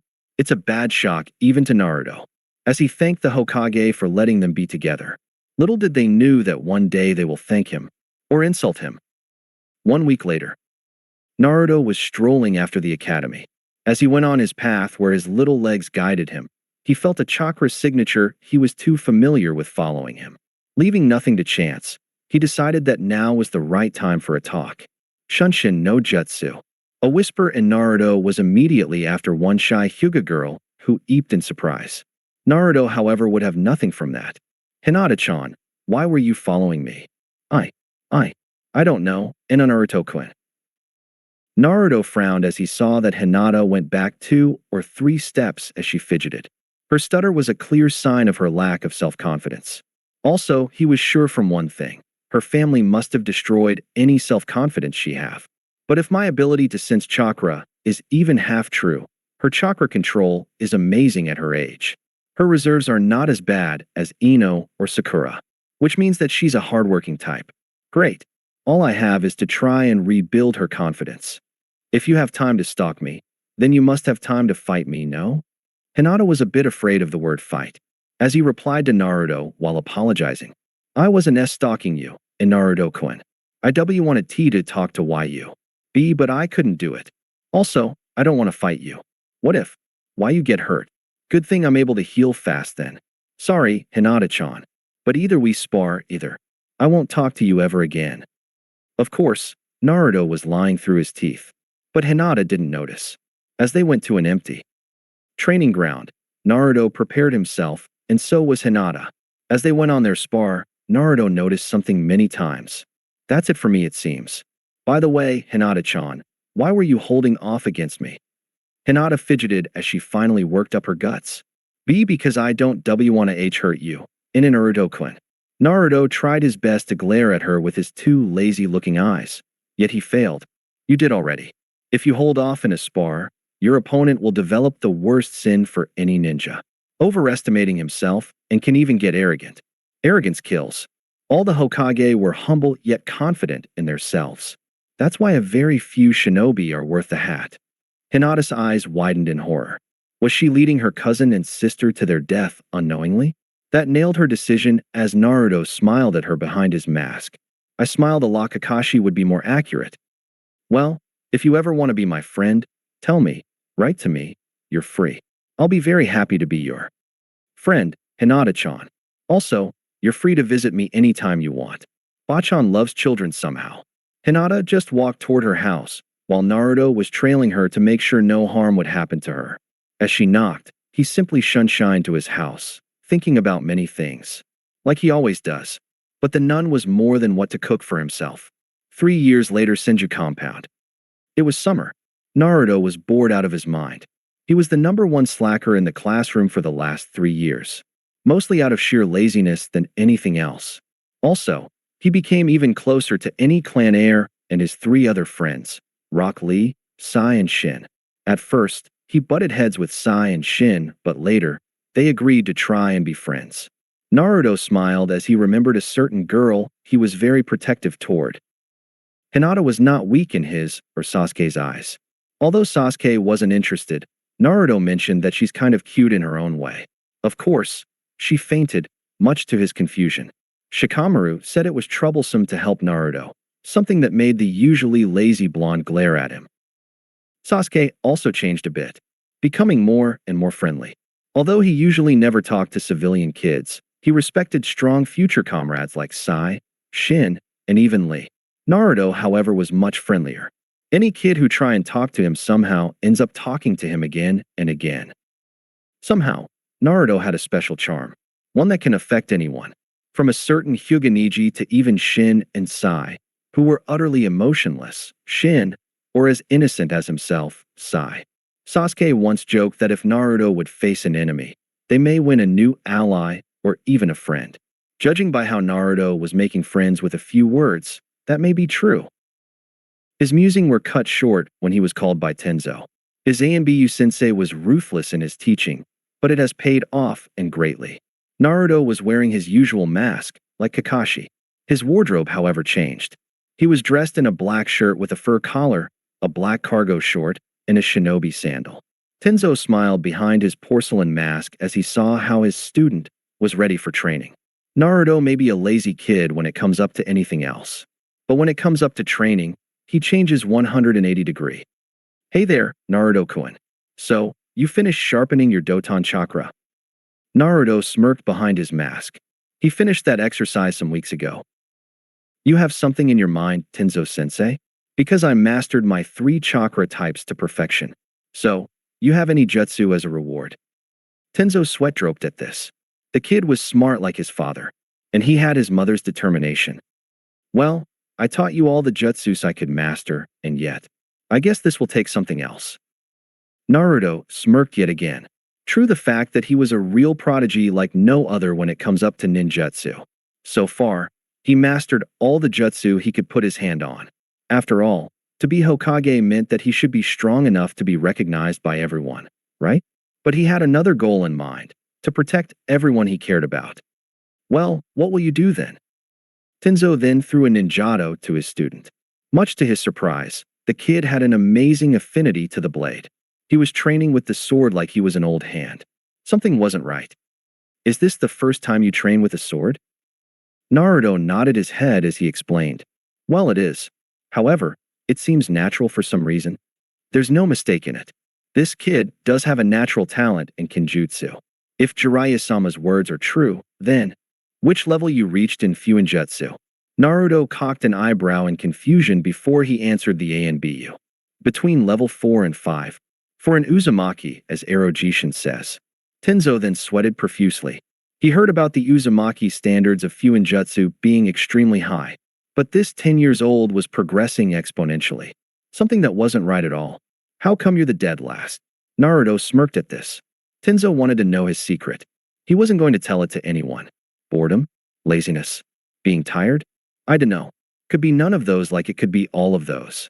Tenzo shook his head as he frowned behind his mask. He then revealed his face. Since it was a rule. For him, whenever he trained the blonde, secretly, Senju.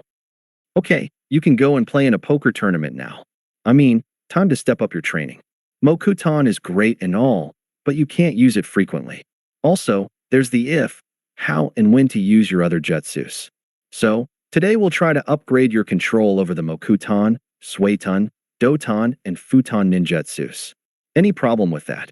Naruto smirked as he told Tenzo a secret. With or without the Kage Bunshin. Also, I think you made a little mistake, sensei.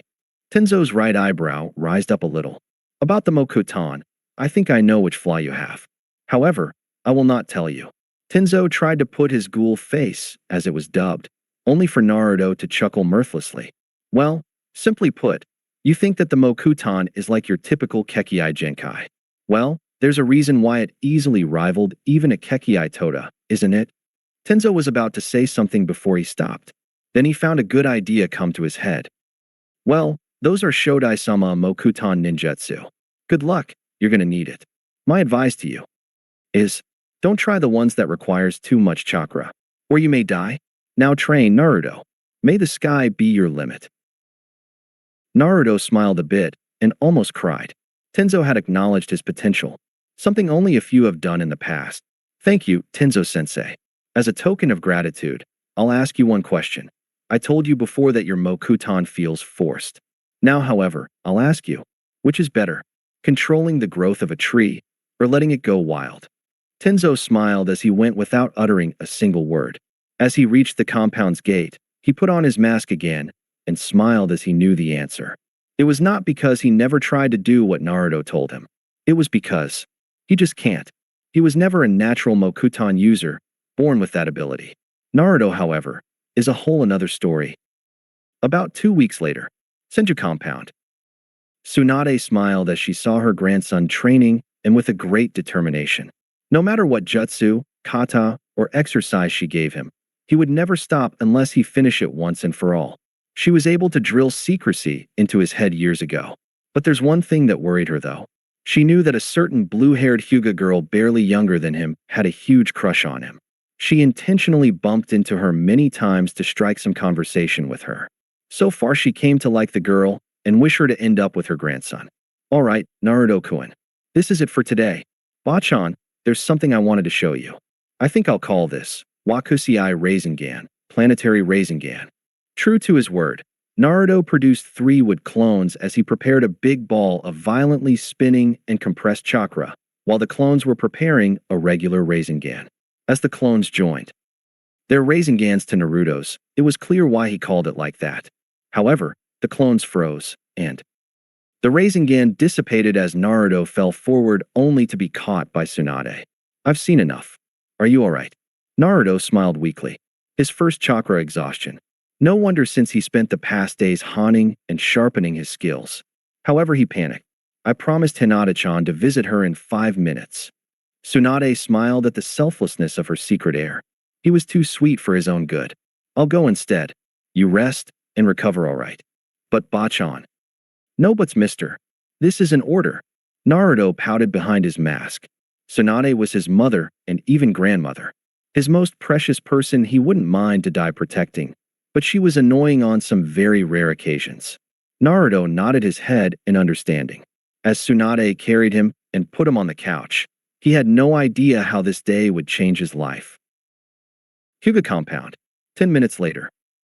Hinata was in the ground, panting hardly, and she was also bloodied and beaten. Her face had bruises. She had doubtlessly some internal wounds. Her father decided to train her, as he said.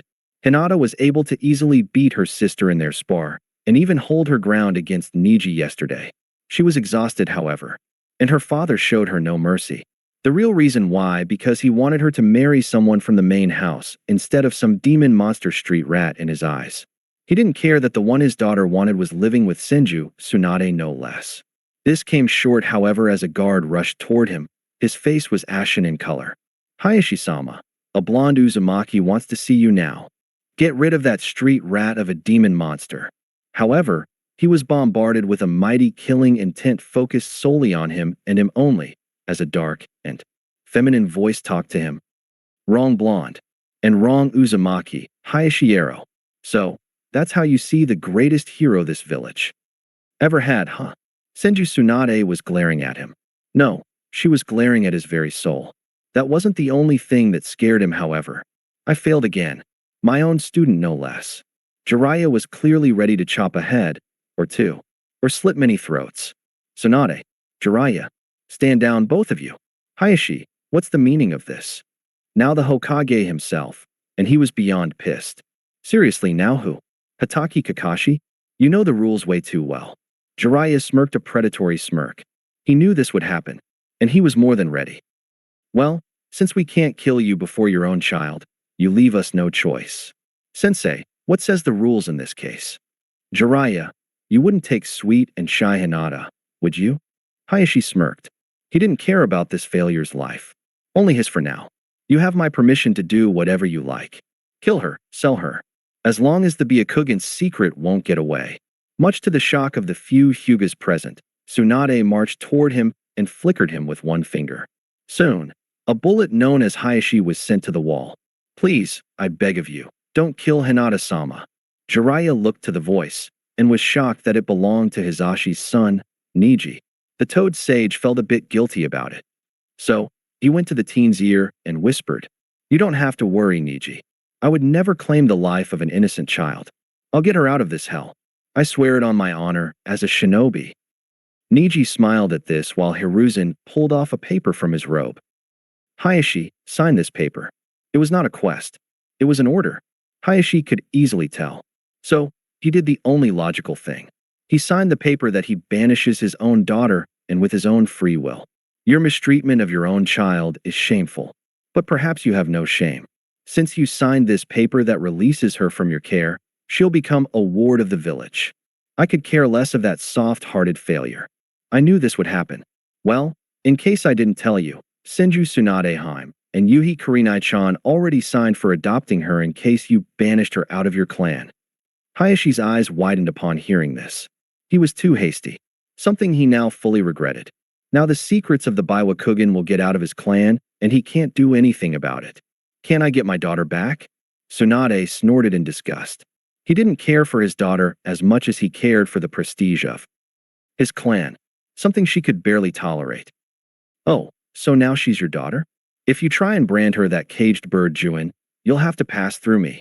She positioned herself between a still shocked and speechless Hinata and Hayashi. She was truthful when it comes up to protecting the girl that liked her grandson. Hayashi chuckled, however. So, if Kurenai-san, let's say have an accident, I can get Hinata back, can't I? Before anyone could react, a silver-haired Jonin was grabbing Hayashi by the throat and had a lightning blade in his other hand as he spat venomously. Try your damn luck. Anything happened to Kurenai, you will pay the ultimate price. Be it you or anyone else. Hayashi's eyes told the whole story to Kakashi, who snorted in disgust. Jiraiya, however, left along Tsunade as he glanced at Kakashi with "We need to talk" look, as the Senju clan head shunshined with a timid Hyuga to the Senju compound. Hiruzen sighed yet again. "I'm disappointed in you, Hayashi-san. Perhaps it's time to tell Niji-kun the truth." Niji, however, shook his head. Hiruzen shunshined with the young Hyuga outside the compound. As Niji went inside, Hiruzen smiled inwardly. "Naruto-kun, you're a true friend. I hope the day you surpass me will be soon." Some hours later, Naruto shot from the couch like a jack-in-the-box unleashed from his confinement. He ran through the house until he reached the massive main dining room. Much to his surprise, Hinata and Kurenai were sitting. "Yo, not to be rude or anything, but what are you doing here, Hinata-chan?" Jiraiya sighed as the timid Hyuga blushed. They were just talking about the blonde-masked Senju. Well, you see, Tsunadeheim went to pay a little visit to the Hyuga compound, and she. Kindof adopted Hinata since Hayasha was a bad father. Naruto raised his left eyebrow in utter confusion as Kurenai told the whole story to Naruto. The blonde kid lowered his head, making his bangs hide his eyes perfectly. Once he showed his eyes again, his usual half-lidded eyes changed to a look of rage. "Everyone, prepare yourselves. We're being invaded. Multiple hostiles." Jiraiya focused his senses only to realize how true Naruto's words. The blonde kid smirked, however. This was the perfect occasion for him. Kage Bunshin no Jutsu. A group of 20 shadow clones appeared before them as Naruto nodded his head once. Much to everyone's surprise, 10 clones rushed out by the window as the other 10 just sank to the ground. "Well, compound's floor. Let's wait. Let's wait. Now, soon." Everyone heard many yells of agony and pain. Naruto, however, went directly to the bathroom. Hinata didn't understand why Naruto was hurling his last meals with a passion. Tsunade frowned, however. Her baby son just did the unthinkable and defended their home. As she went out, she figured that Kakashi was helping him to defend the compound, as the silver-haired Jonin was laying on his back as he read an orange book. Mokuton, Sashiki no Jutsu, cutting jutsu, is scary. Don't you think so, Tsunade-sama? Kakashi, what happened? Why Naruto was retching his soul out. He had his first kill. 10 intruders. 5 killed. He did not show any mercy. Or should I say his clones dispelled after taking 5 lives. Tsunade was shocked at this. Naruto was only 10, yet he killed 5 people? This is going to be one hell of a trauma for him. So, I'm going to play psychologist again, huh? At least he won't freeze face of the danger in his first real mission. The other 5? Ibiki will love to do his job, I guess. If they're hired tools, then I won't waste their lives. You know that, Kakashi? The silver-haired Jonin nodded his head as he shunshined to the T&I department. Ibiki and Anko will cook the intruders nicely and very slowly, just for him. Not a second later, Naruto went to Tsunade. When he saw the skewered corpses, he almost retched yet again. This is what I will do a couple of years later. Tsunade looked at him with sympathy in her eyes. Her grandfather once told her that she will take some lives. Or rather left a letter to her before his fateful fight with a certain Uchiha Madara. She now sighed as she tried to soothe her grandson. Naruto-kun, this is for the best. This is called being a man. You wanted to be a shinobi, didn't you? Yes, but I didn't want to become a monster. You're no monster. That's what the ignorants think. You did the right thing. Defending your family. Taking someone's life. All he had, and all he would have. This is what being a shinobi means. Tsunade frowned at this. Naruto was lazy and stubborn, just like his parents on the stubbornness part. Look, this is normal. Hashirama Ojisama took lives 3 years younger than you, in self-defense. This is not different. It is. I could have bound them with any other jutsu. You felt they were too evil, didn't you? That was like a slap on his face. He knew that now he had no other choice but to admit that I did. They were leaking pure hatred too. Hinata-chan, I just lost it. I didn't want to take any chance. And now I regret. Only a cold-blooded murderer wouldn't regret. Gaki. Naruto smiled as he knew who was talking to him. Erojishin. So, I'm not a murderer now. No, you're not. If it is self-defense or to protect someone close to you, then you shouldn't regret it. Look at me. I'm happiness incarnated, and yet, I've done many hideous things in the name of self-preservation. You know how to talk, silver-tongued Sennin. Jiraiya crestfallen at this. He muttered something about getting no respect. Naruto-kun? Are you alright? Naruto's eyes widened as he knew that Hinata was outside. He rushed to her immediately after telling Jiraiya, via his eyes, don't tell her. As they got in, Kurenai grabbed Naruto's arm as she gave him the "we need to talk." Look, as they went to the living room, leaving Hinata in the kitchen. So, Naruto, how does it feel now? Honestly, I felt great, thank you. No, really. I'm not kidding you, no. Naruto, I smiled. He was honest about being better. Erojishin told me the right words, I guess. I mean, I felt horrible at first. But now, I won't think twice if any of my friends are in danger. Jiraiya-sama have his way with words, doesn't he? He's the author of one of the best adventure books I ever read. I might tell him to give Hinata-chan a copy. Also, if my memory serve me right, he's the best sensei I can think of. Too bad he doesn't want the hat. I'm more than sure he would be the best Go-Dame we can dream of. Wasn't your dream to be Hokage? Naruto beamed at this. It was his dream, but now he's very close. If he wanted to, he can easily be a Chunin material. But for the ones like Hashirama, he can only be a Genin. A long road I can think of. Also, I might have too many rivals. But they should be warned. I don't take it kindly to be controlled like a tool. I might even unleash this guy if I have to. But only if someone who doesn't care for his subordinates get the hat. Kurenai's eyes widened. Is this lazy kid really 10? Kakashi told her that it would be his greatest honor to be Naruto's sensei. Only now she realized why. Naruto can be a lazy bum, but he thinks like an ENBU captain or a Jonin sometimes. So, if there's someone who wants to be Hokage and he's weaker than you, yet he can manage the job, what would you do? Well, Kurenai-nichan, I told you already. If he have the will of fire and a code of honor, I won't mind. If not, his life is the price if I must. Since when you're this mature? Since I live with two Sennin, an ex-NBU captain, a Jonin, and being visited by the second strongest Hokage. You knew all those people? Since when? Since I remember? Then, I met Hinata-chan. You know, Kurenai-nichan, I can live with her for another million years. But I can't see her more or less than a best friend. Yet, Ino is like an annoying twin sister I want to protect with my life. Hinata-chan, however, is. I don't know.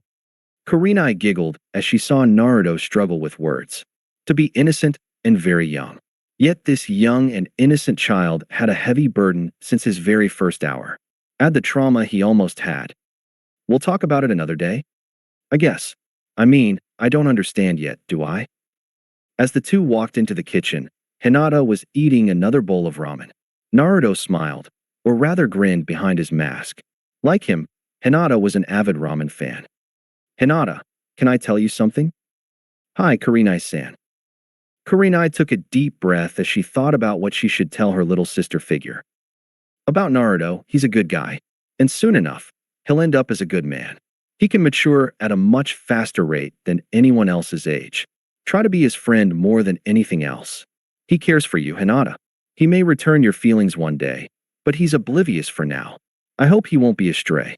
Also, if you won't make sure he stays on the right path, he may lose grasp of who he is. I don't really know how to help you, Hinata. But if I were you, I'd try to be as close to Naruto as I can. Hinata was stunned by the fact that Kurenai was giving her those advices, encouragements, and push to the right direction. The woman was close to her, but this was more like a mother advising her own child. Little did she know that a certain one-eyed Jonin was the reason for this. Kurenai-san, thank you. Hinata-chan, I thought I should show you something just in case. So, you don't misjudge me like many people does or run away screaming. Naruto's eyes showed clear fear and uncertainty. It also showed a bit of despair and shame. Yes, Naruto-kun. Remember how they told us that the Kyuubi was dead? How the Yondaime gave his life to kill? Well, one of them are a lie. And Naruto-kun, don't tell me. Naruto sighed as he removed his shirt, or rather raised his shirt up a little while focusing some of his chakra. Soon enough, a seal appeared on his stomach. He explained the reason as he pointed to his stomach. Here is where the Kyuubi lives. Ever since my very first hour. Also, this is half the reason I wear this mask. But I can't show my face to Kurenai-nichan, unfortunately. Kurenai took it as her invitation to leave. Hinata, do as I told you. You don't have to think a lot about it. Naruto then removed his mask. As he smiled, his canines were more of a two pairs of fangs than two pair of canines. Also, he had three whiskers like mark on each cheek. Hinata smiled a bit at this. Naruto's face was almost forgotten at the academy. The fact he showed her his face meant that he trusted her. Naruto-kun, it doesn't matter to me. He is not your mind nor soul. If you ask me, I'd say that you're a hero. You protect everyone from the Kyuubi's rampages. Also, you don't have to be ashamed if you're CC cute. Naruto put his mask on again as he frowned. He didn't like the cute part one bit. Hinata was cute, yes. But him? What's so cute about his fangs and whiskers? Really, Hinata-chan? Cute. Before she knew, Naruto was tickling her with a vengeance. The shy Hyuga girl laughed hysterically as she begged the masked blonde to stop. He stopped, however, to do something that made her even more scared. And Naruto-kun, why are you? No, not my Fihihoya. After a good 10 minutes, Naruto stopped as he laughed a bit. Hinata panted as she tried to get her breath to normal again. Hinata-chan, will you ever call me cute again? Hinata shook her head hastily. Naruto grinned at this behind his mask. That's what I thought. You know what's cute? You if your hair was longer. You would be the definition of cuteness. Poor little Hinata fainted on the spot, leaving Naruto to a panic attack. A week later. Hokage's tower. Hiruzen was not happy one bit. First was the Uchiha's failed massacre 3 years ago. Now was the attack on the Senju compound a week ago. Unlike last time, however, the attackers weren't some John Doe. This time, however, the surviving attackers were from the Hyuga branch family. Even though they refused to talk, it was clear that they were some hired tools. He made a good and deep analyze of the situation. Tsunade would never forgive them. At the same time, Niji, who took his role as the secret branch family leader, would trade his life with them. The other 5 were definitely from the main family, as their Byakugans were not sealed despite their death. Shizun was great at her job as an autopsy medical ninja. Naruto, however, was the problem. Hayashi made it clear that he would kill whoever killed his family members. Imagine his shock how they were disposed by at 10 years old. Imagine his fury as how he can do nothing as they were attempting an attack on the Senju family. Despite the fact he remained quiet, his fury was evident as the Hokage's words rang into his ears. I can't do anything. Once someone in a clan is attacked within their compound with no provocation, whoever the attacker is, if brought down, would be considered as an enemy to Konoha. Even a Sennin or an ANBU captain are no exception. So, I can have Tsunade's and Kakashi's lives? No, you can't have any backup on this. If you want to try your luck, you're welcome. Hayashi excused himself as he went out. Hiruzen swore that he heard the swearings that doesn't exist even in the dictionary of profanity. So here he was, waiting for Tsunade's answer about the lives of the Hyuga that were captured. Well, sensei, how can I say this? To be frank, I want to rip them asunder. However, since they were obviously hired tools, I drop all charges and forgive them on one condition only. They tell me where can I find the Juken scrolls. Hiruzen smirked at this. It seems that Hinata was lucky to be adopted by Tsunade. That girl had a fire in her eyes. And Tsunade may be the fan that make the said fire burn even stronger. Tsunade-sama, I beg of you, spare my brethren.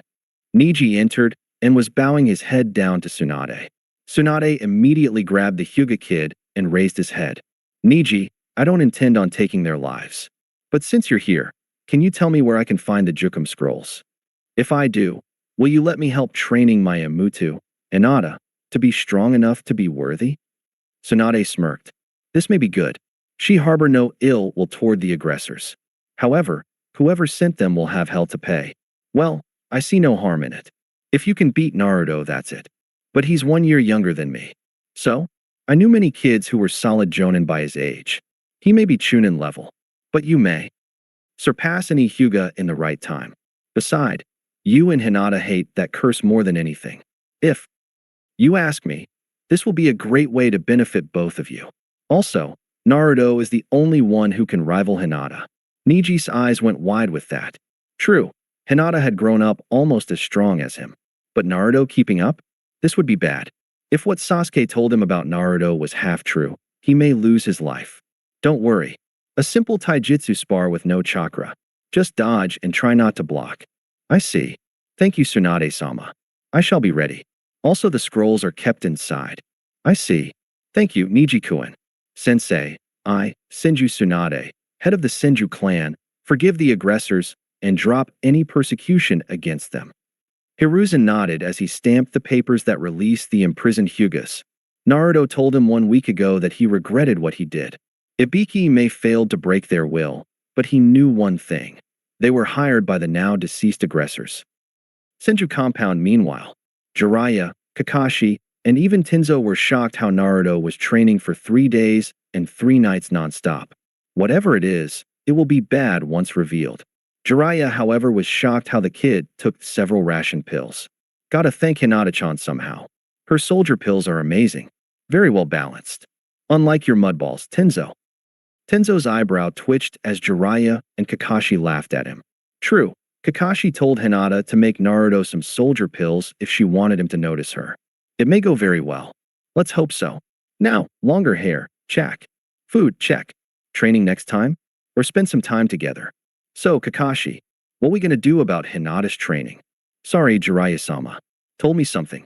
Naruto interrupted Jiraiya's next speech as he piped himself in.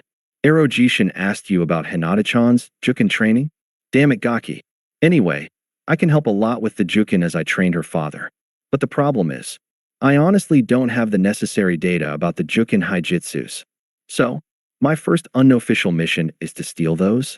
I can manage, but I doubt a fly possessing chakra is tolerable. In an exam it can be useful. But now, Tenzo's eyes widened with surprise, making him even more ghoulish. You can do a true henge? Like, shape-shifting everything to the minimal detail. That I can. What's the big idea? Tenzo was still shocked by the news. If he'll have a reconnaissance mission, someone like Naruto will be the greatest asset. Add the Kage Bunshin and... Naruto, do you train usually with the Kage Bunshin? That I do. I don't know why Bachan insisted that I use them.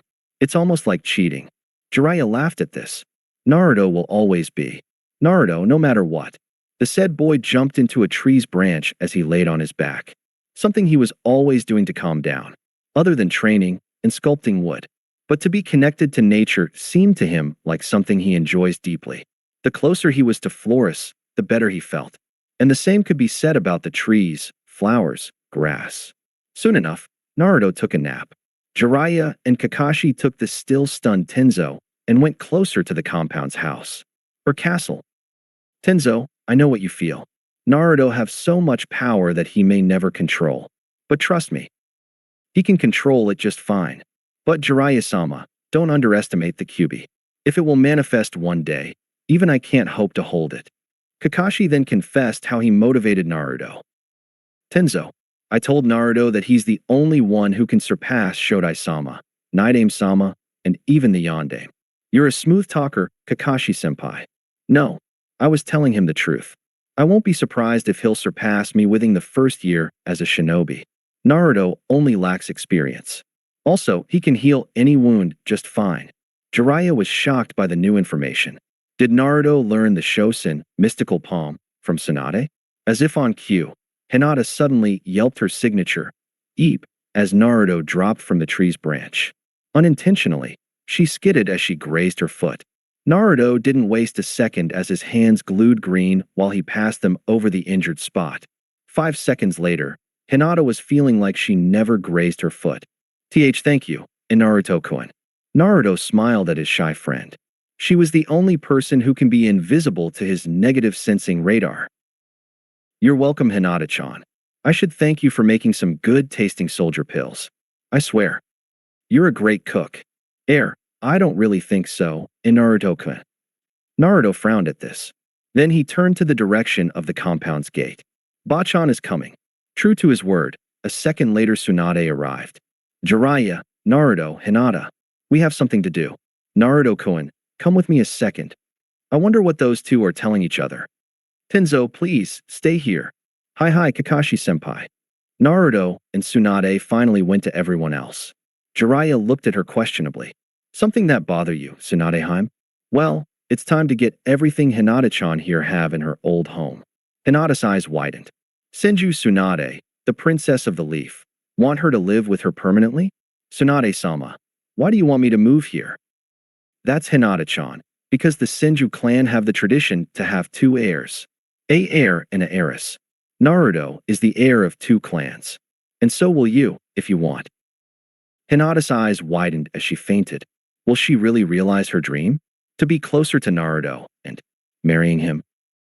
Naruto was scared, however, as he caught Hinata before she touched the ground. Kakashi smiled at the scene. Maybe those two will get married? Okay, I'll do it, Bachan. Now I can do Tobirama Jishin's Taju Ukage Bunshin. Multiple shadow clones will be more than useful. However, I can do it for only 5 minutes. Everyone gasped at this.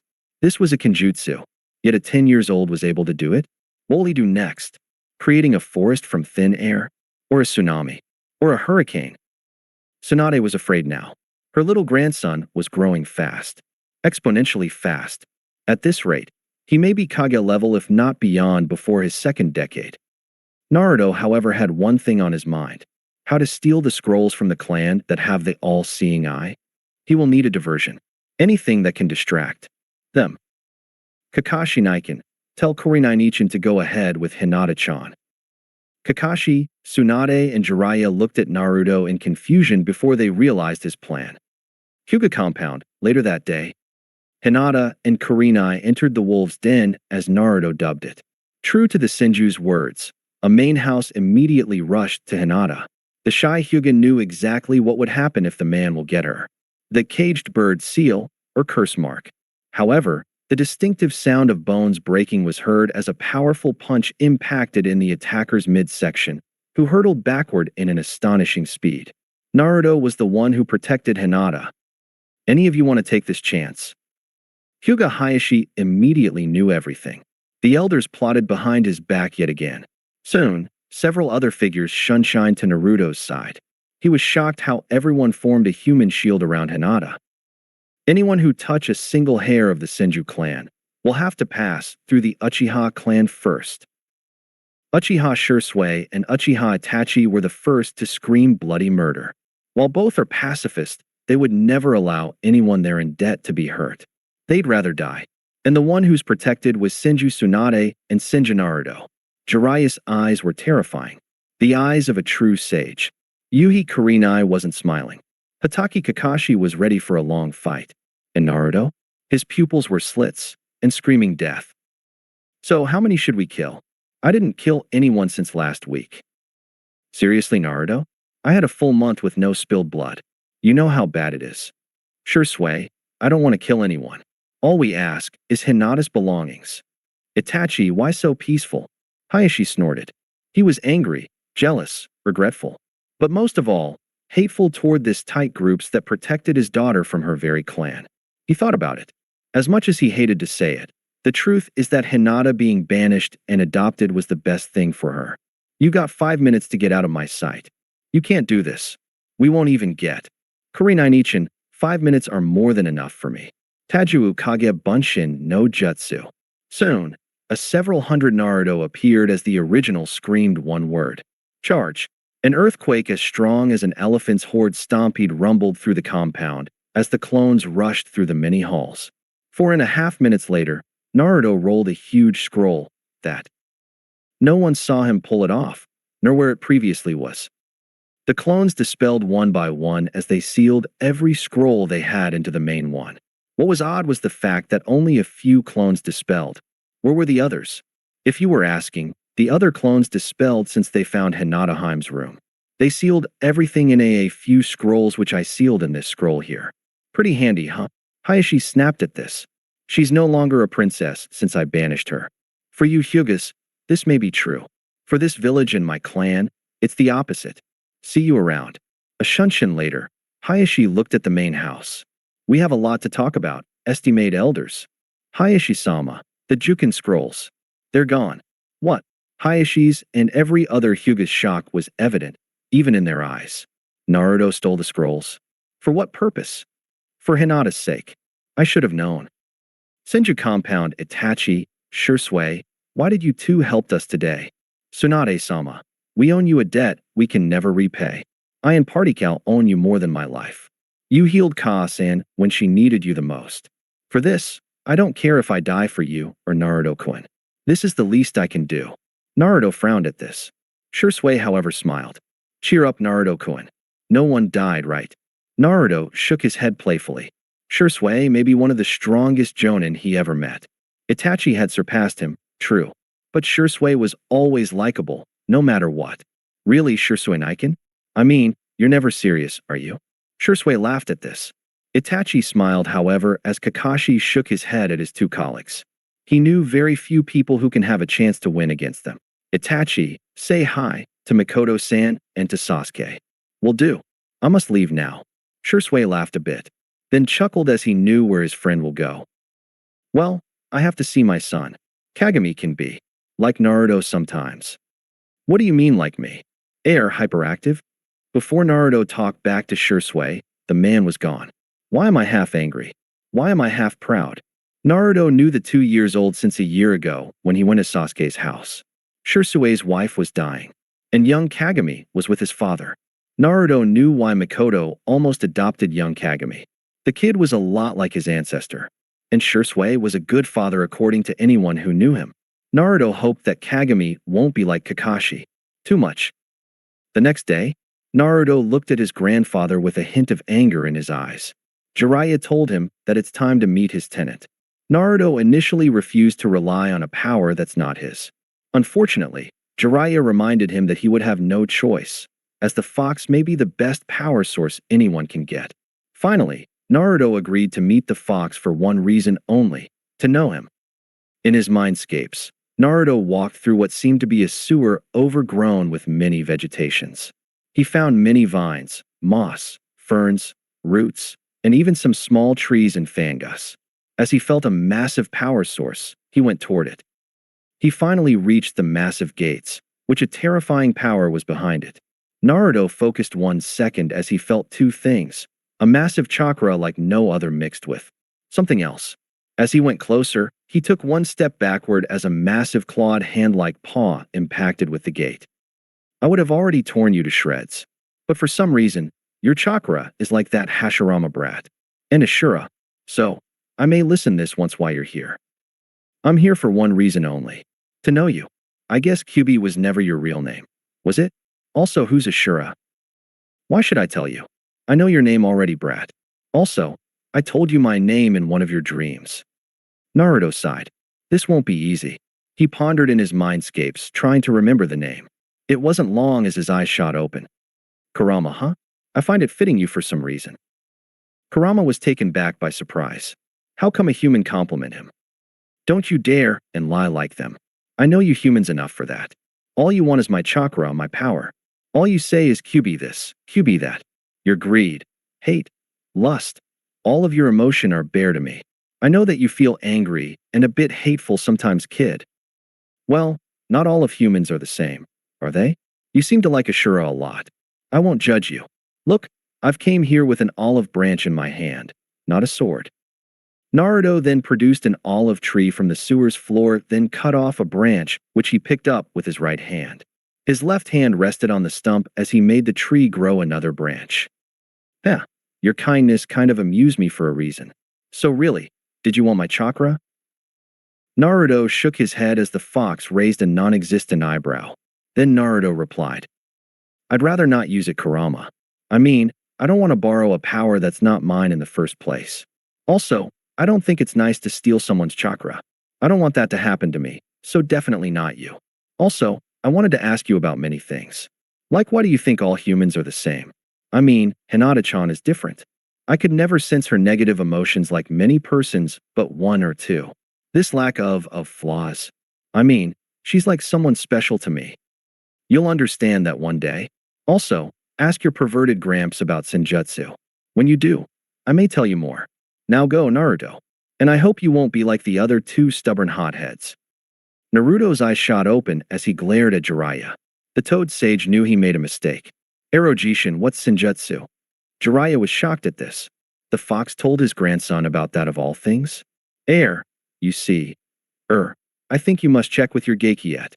Naruto's eyes narrowed at him. This was definitely something big. Not that he was complaining, but the fox was adamant on that. Look, we have two choices, you tell me, or he tell me. What is it gonna be? Jiraiya was trapped between the hammer and the anvil.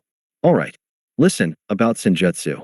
Do not try it under any circumstance until I tell you that you're ready. Naruto was annoyed by this. He was originally going to say something, but Jiraiya's expression was serious. Deep inside, it scared him. Okay, I understand. I won't seek it out. Jiraiya sighed in relief. He knew that Naruto was a powerhouse. But now, the kid was only 10. Senjutsu is the art of sensing and using nature's energy to become a sage. It's also known as Sennin mode. However, it's unbelievably hard. Even I am not a perfect sage yet for a reason. What's nature's energy? The energy that circulates on the planet. In the air, water, and earth. Naruto's eyes widened. His 3 affinities. But don't mistake it for chakra. Nature's energy replenish. Also, it requires extreme chakra level, more than my own. Naruto frowned at this. Jiraiya was one of the very few people who have more chakra than himself. Also, bear in your mind that it requires you to be ready physically. Meaning when I tell you that your body and chakra are ready, then you can train in Senjutsu. So, you remember when I told you that I have a surprise to you? Naruto noted again as Tsunade appeared with Hinata. Jiraiya, you can give it if you want to. Jiraiya smiled at this. Tsunade finally gave her blessing to him, taking Naruto as an apprentice. For a little while at least. Well, see this scroll? Naruto's eyes widened as Jiraiya unfolded the scroll, revealing 4 names, among them himself and his sons, Minato, signed in blood. Naruto knew what contract it was. Toad's summoning contract. Sign your name in your blood and leave your fingerprints. Once you do, I'll teach you the hand seals necessary to the Kukyos no Jutsu, summoning jutsu. Naruto did as Jiraiya told him before he looked at him with a questionable facial expression. So, about the Rashomon. Tsunade knew what he was going to say. She once told him about her grandfather's abilities. So, she explained it to him. About the Rashomon, it doesn't require a contract. Only how to do it. Naruto smirked at this. However, he was pulled inside his mindscapes. So, you'll summon toads, Naruto? You know about Senjutsu now. I do. Why you told me you'll ask about it? Because it will help on the long run. Also, I told you that I'm composed of chakra and something else. Well, I can easily draw natural energy inside me. Only one of my brethren have the same ability, although much weaker than myself. Also, Ashura was Gigi's younger son, your ancestor, and the only human I ever respected. Although he wasn't really a human. Anyway, I'm going to tell you something. I can't give you my chakra now. It may kill you. So, Ashura was my ancestor? Cool. Being a descendant of someone that you Kurama respected means that I'm not anybody, am I? Also, I don't need your chakra unless it's either that or death databao. Hardworking guys like me hate to borrow or steal. Heh, true child. Listen, you amuse me, Naruto. Something that's rare for a human to do.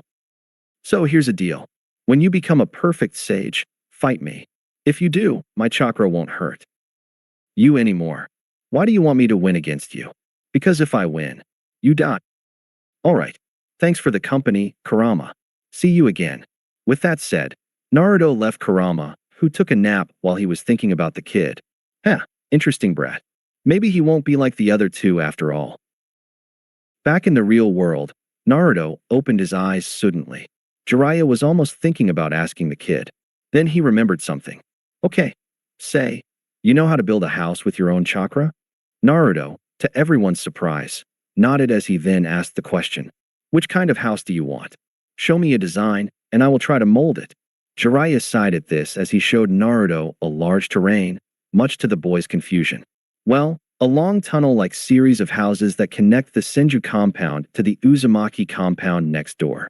Well, next compound I mean. Tsunade's eyebrow twitched in irritation. Jiraiya was a cheapskate, but this was a lot more than she could tolerate. Enough. Jiraiya, what's wrong with you? I mean, he's just 10 for Kami's sake. I think it would be fun. I mean, this can't be a bad idea. Naruto then took a deep breath as he closed his eyes. Once he opened them, his hands blurred with hand seals as he finally slammed them on the ground. Not a second later, a tunnel of houses emerged from the ground. That was easy. It didn't exhaust me a lot at least. Jiraiya raised an eyebrow. True, Tsunade claimed the terrain between the 2 compounds, and even the Uzumaki compound. But the owner was Naruto. Truth be told, she knew if Naruto owned the place, it would stay for a long time, seeing how she would probably gamble it away. Naruto, however, was gambling just for fun. Well, playing blackjack and poker with her many times in the summer. She realized that whoever was unfortunate enough to gamble against the kid, well, he would lose, even if he rigged the whole game. She was impressed how he little grandson/son was this good. She knew that the chakra control exercises and medical ninjutsu, like the mystical palm, would come in handy one day. Naruto was 2 years from graduating. But one thing she hated is the fact that he was the dead last. Well, she knew why. The kid had no interest of showing anything. He was known as Naruto. Not Senju Naruto, not Uzumaki Naruto, just Naruto. Since he didn't have to present his clan, he had nothing to win or to prove. However, no matter how he held off, when it comes up to bullies, well, Itachi was merciful. But Naruto, on the other hand, was ruthless. It was like he wanted just to beat them to a pulp. But one thing that she was sure about is the fact that he wouldn't beat them for his sake, more for someone else's. But in the case of Hinata, it was like he knew only how to beat those who bullied her. She remembered how 3 bullies went to the hospital. Either he broke their arms, legs, ribs. Tsunade knew that Naruto would surpass her grandfather in the right time. When was the question? Now Naruto have the skills of a chunin, and quite easily. Well, most chunins are weak compared to her grandfather. Hashirama was known as one of the strongest Kages period, of not the strongest. But for now, she was thinking how to help him and Hinata in their quest. Although Naruto was lazy, he was also a hard worker like her grandfather. She hoped he inherited his power and her granduncle's wits. Time skipped 2 years. Academy noon. It was the final week of the academy for Naruto's class. Naruto was absent like always. Iruka started to worry about his students' well-being, only for the masked blonde to appear in the doorway, panting heavily. Sorry for being late, Iruka-sensei. A black cat was in my way, and I didn't want to disturb the poor animal, or I may suffer for years by the terrible curse of bad luck. Everyone sweat-dropped at this, especially Sasuke, who knew Naruto better. Matter of fact, he met him the morning in a dango shop. He knew why Naruto was either late or absent. Naruto, as a punishment, I will assign you a project. Tell us about the life of Shodai-sama. Hinata shivered at this. She knew Naruto better than anyone. The shy banished Hyuga let her hair grow ever since she met Naruto's friends. Ino knew immediately why Hinata shivered. She became her best friend. True, but she didn't become her rival for one reason. Hinata was a true friend. She never told Ino's secrets directly. She even asked Sasuke if he liked girls with long hairs. Sasuke replied that he simply don't care. Ever since, Kakashi told Hinata to let her hair grow. Hinata's hair made Naruto instinctively try to become closer. He didn't know why. He simply liked it. Well, he minded it no attention. For now. Well, Shodai-sama was known as the Shinobi no Kami for his unrivaled skills. So far, only one shinobi was able to be called his rival, Uchiha Madara. Also, Hashirama-sama was known for a unique Kekkei Genkai, even among his clan, Mori no Senju. The Mokuton. Just the name of this Kekkei Genkai was able to scare many villages. Even Takigakure sent a jonin among the best in that time, Kutsu, to assassinate Shodai-sama about some years after the death of his best friend and rival. The jonin failed horribly, and despite the fact that Shodai-sama spared him, his village probably turned on him. This went on for another 30 minutes, in which the students were attentive to Naruto's story about his ancestor. Well, only Hinata knew for a fact that he was Naruto's ancestor. And that's in short Shodai-sama's, Senju Hashirama's life. Iruka was utterly shocked. Naruto knew the life of the first Hokage way too much. Who told him? Then the Chunin remembered who was always with Naruto when he was younger. Okay, this is great. Even I couldn't give such details. Naruto, go to your seat now. Obviously, Naruto's seat was at the back, with Hinata. Sasuke still remembered the night his life changed. So far, only Naruto heard the story. More amazingly, he kept it to himself. Sasuke was glad he had one true friend, dare he say a brother? He remembered how the Uchiha compound was attacked by some mysterious ANBU. So far, not even Jiraiya now Shursui nor even Itachi were able to figure out. Maybe they were protecting him? He still remembered how the ANBU tried to attack the Uchiha clan. The confusion, the despair. How every Uchiha who was a shinobi was revealed to be dead despite the efforts and the ferocity of the fighters. Only a few shinobis remained. Notably his mother, older brother, Shursui, that girl Izumi. However, he was glad that many Uchiha children, if not all the children, survived. Even though they were few thanks to the idiotic philosophy of interbreeding, they weren't weak. Sasuke swore to repopulate his clan one day or another. He also heard a rumor saying that many orphans were found, that many clan members who were thought lost were found again. At first, he paid it no mind. Now that he remembered, most of them had a weird tattoo on their tongues. While he wasn't sharp like his brother, Sasuke was sharp for his age. As he put one and one together, he's still, however, unable to solve the mystery of that fateful night. He also wanted to know who was Naruto. That kid was an enigma, true, but he was also strong. Sasuke knew that if he was with the same team as Naruto, they would be invincible. He also knew that Naruto was a Senju. He knew that because both kids respected the other a lot. Sasuke even acknowledged Naruto's strength. After the classes ended, Iruka asked Naruto the one question he was too curious about. "By the way, Naruto, who told you all this about Shodai-sama?" Naruto, I smiled. He knew exactly what to answer. Half the truth, literally. Hokage Jishin told me. He was kind of his apprentice. And he was also the mentor of his granddaughter, if you remember, Iruka-sensei. Iruka didn't want to press the matter more than that. Also, he saw Hinata outside waiting for Naruto. He figured that those two either lived near each other, either they were great friends. He had no idea how right he was. Naruto smirked as he walked back home with Hinata. That girl was smart, strong, and amazing even to him at least. Also, he scared each and every boy who tried his luck with the shy girl. I even sent some rich brats to the hospital as they thought he would be intimidated. Big mistake. Naruto-kun, can we go to Ichiraku Ramen? Naruto nodded his head repeatedly as Hinata giggled. Naruto can be fun to be with. Not to mention that she had a huge crush on him. She even let her hair grow even for him.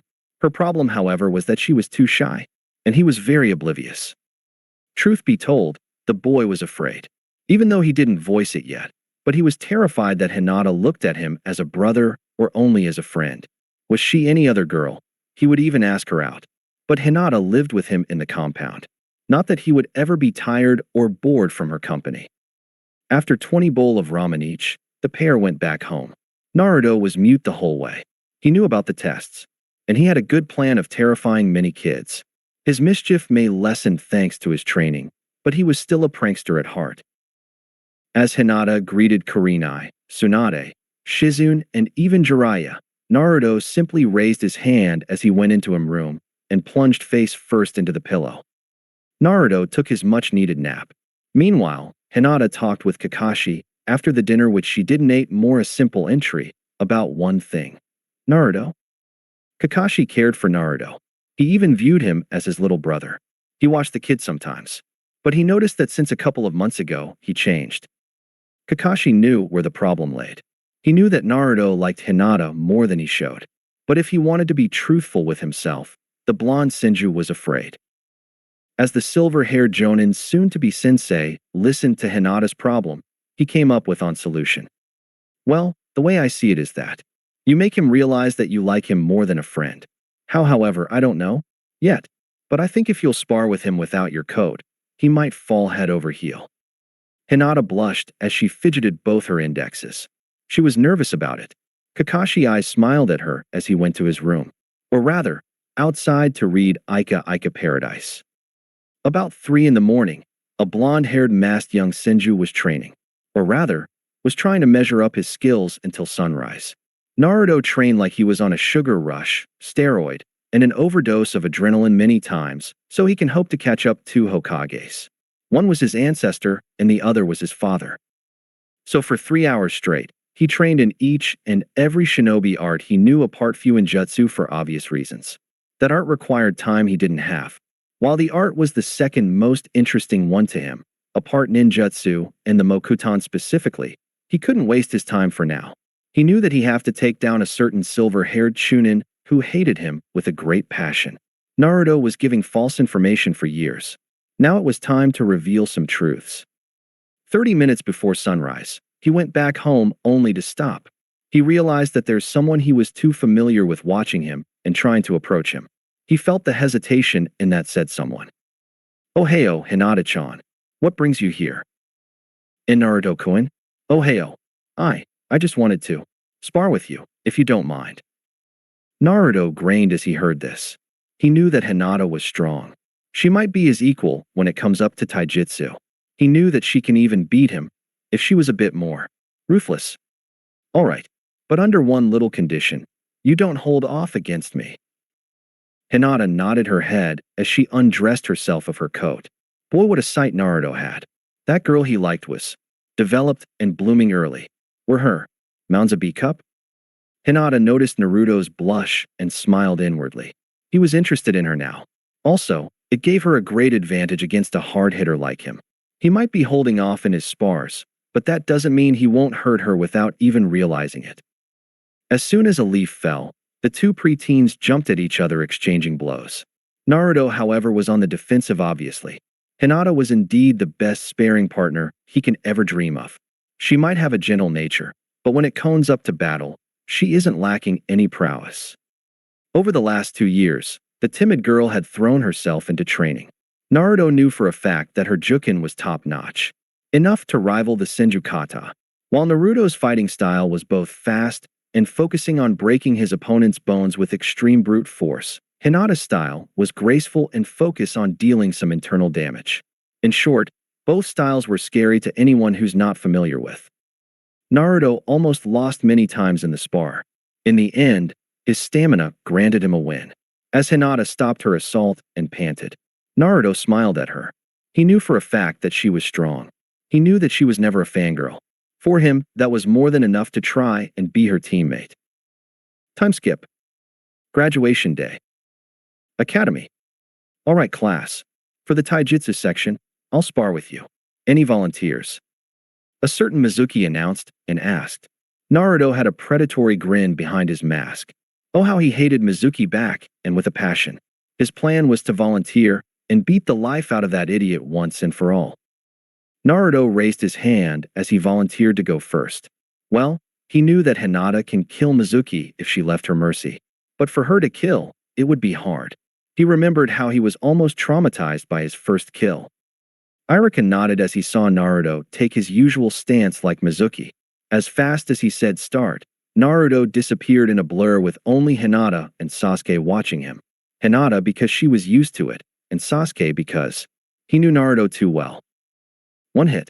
All it took to knock Taji Mizuki out. One hit from a 12 years old was enough to knock the Chunin out. But Naruto was never a normal 12 years old. Hinata knew that very well. Being subjected to hate is one thing.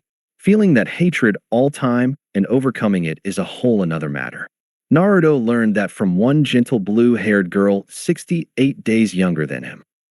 Iruka finally overcame his shock and announced Naruto the winner. Naruto just nodded as he went and sat near Hinata. The shy girl congratulated him without stuttering, which was a good start for her. The matches went on and on. Then the ninjutsu portion came. Naruto, however, had a plan to scare Iruka. So did Sasuke and Hinata. Since Hinata was first, she aced the Kawarimi and Bunshin. As for the henge, she chose Uzumaki Mido. Sasuke henged into Uchiha Madara. Naruto, however, henged into Hashirama, while his Kage Bunshins chooses Tobirama and Namikaze Minato. Even though Sasuke saw the clear resemblance between the three, many didn't.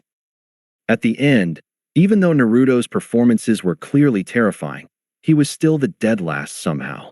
However, he knew for a fact that Hinata and Sasuke would be on his team at least. A week have passed since the graduation exam.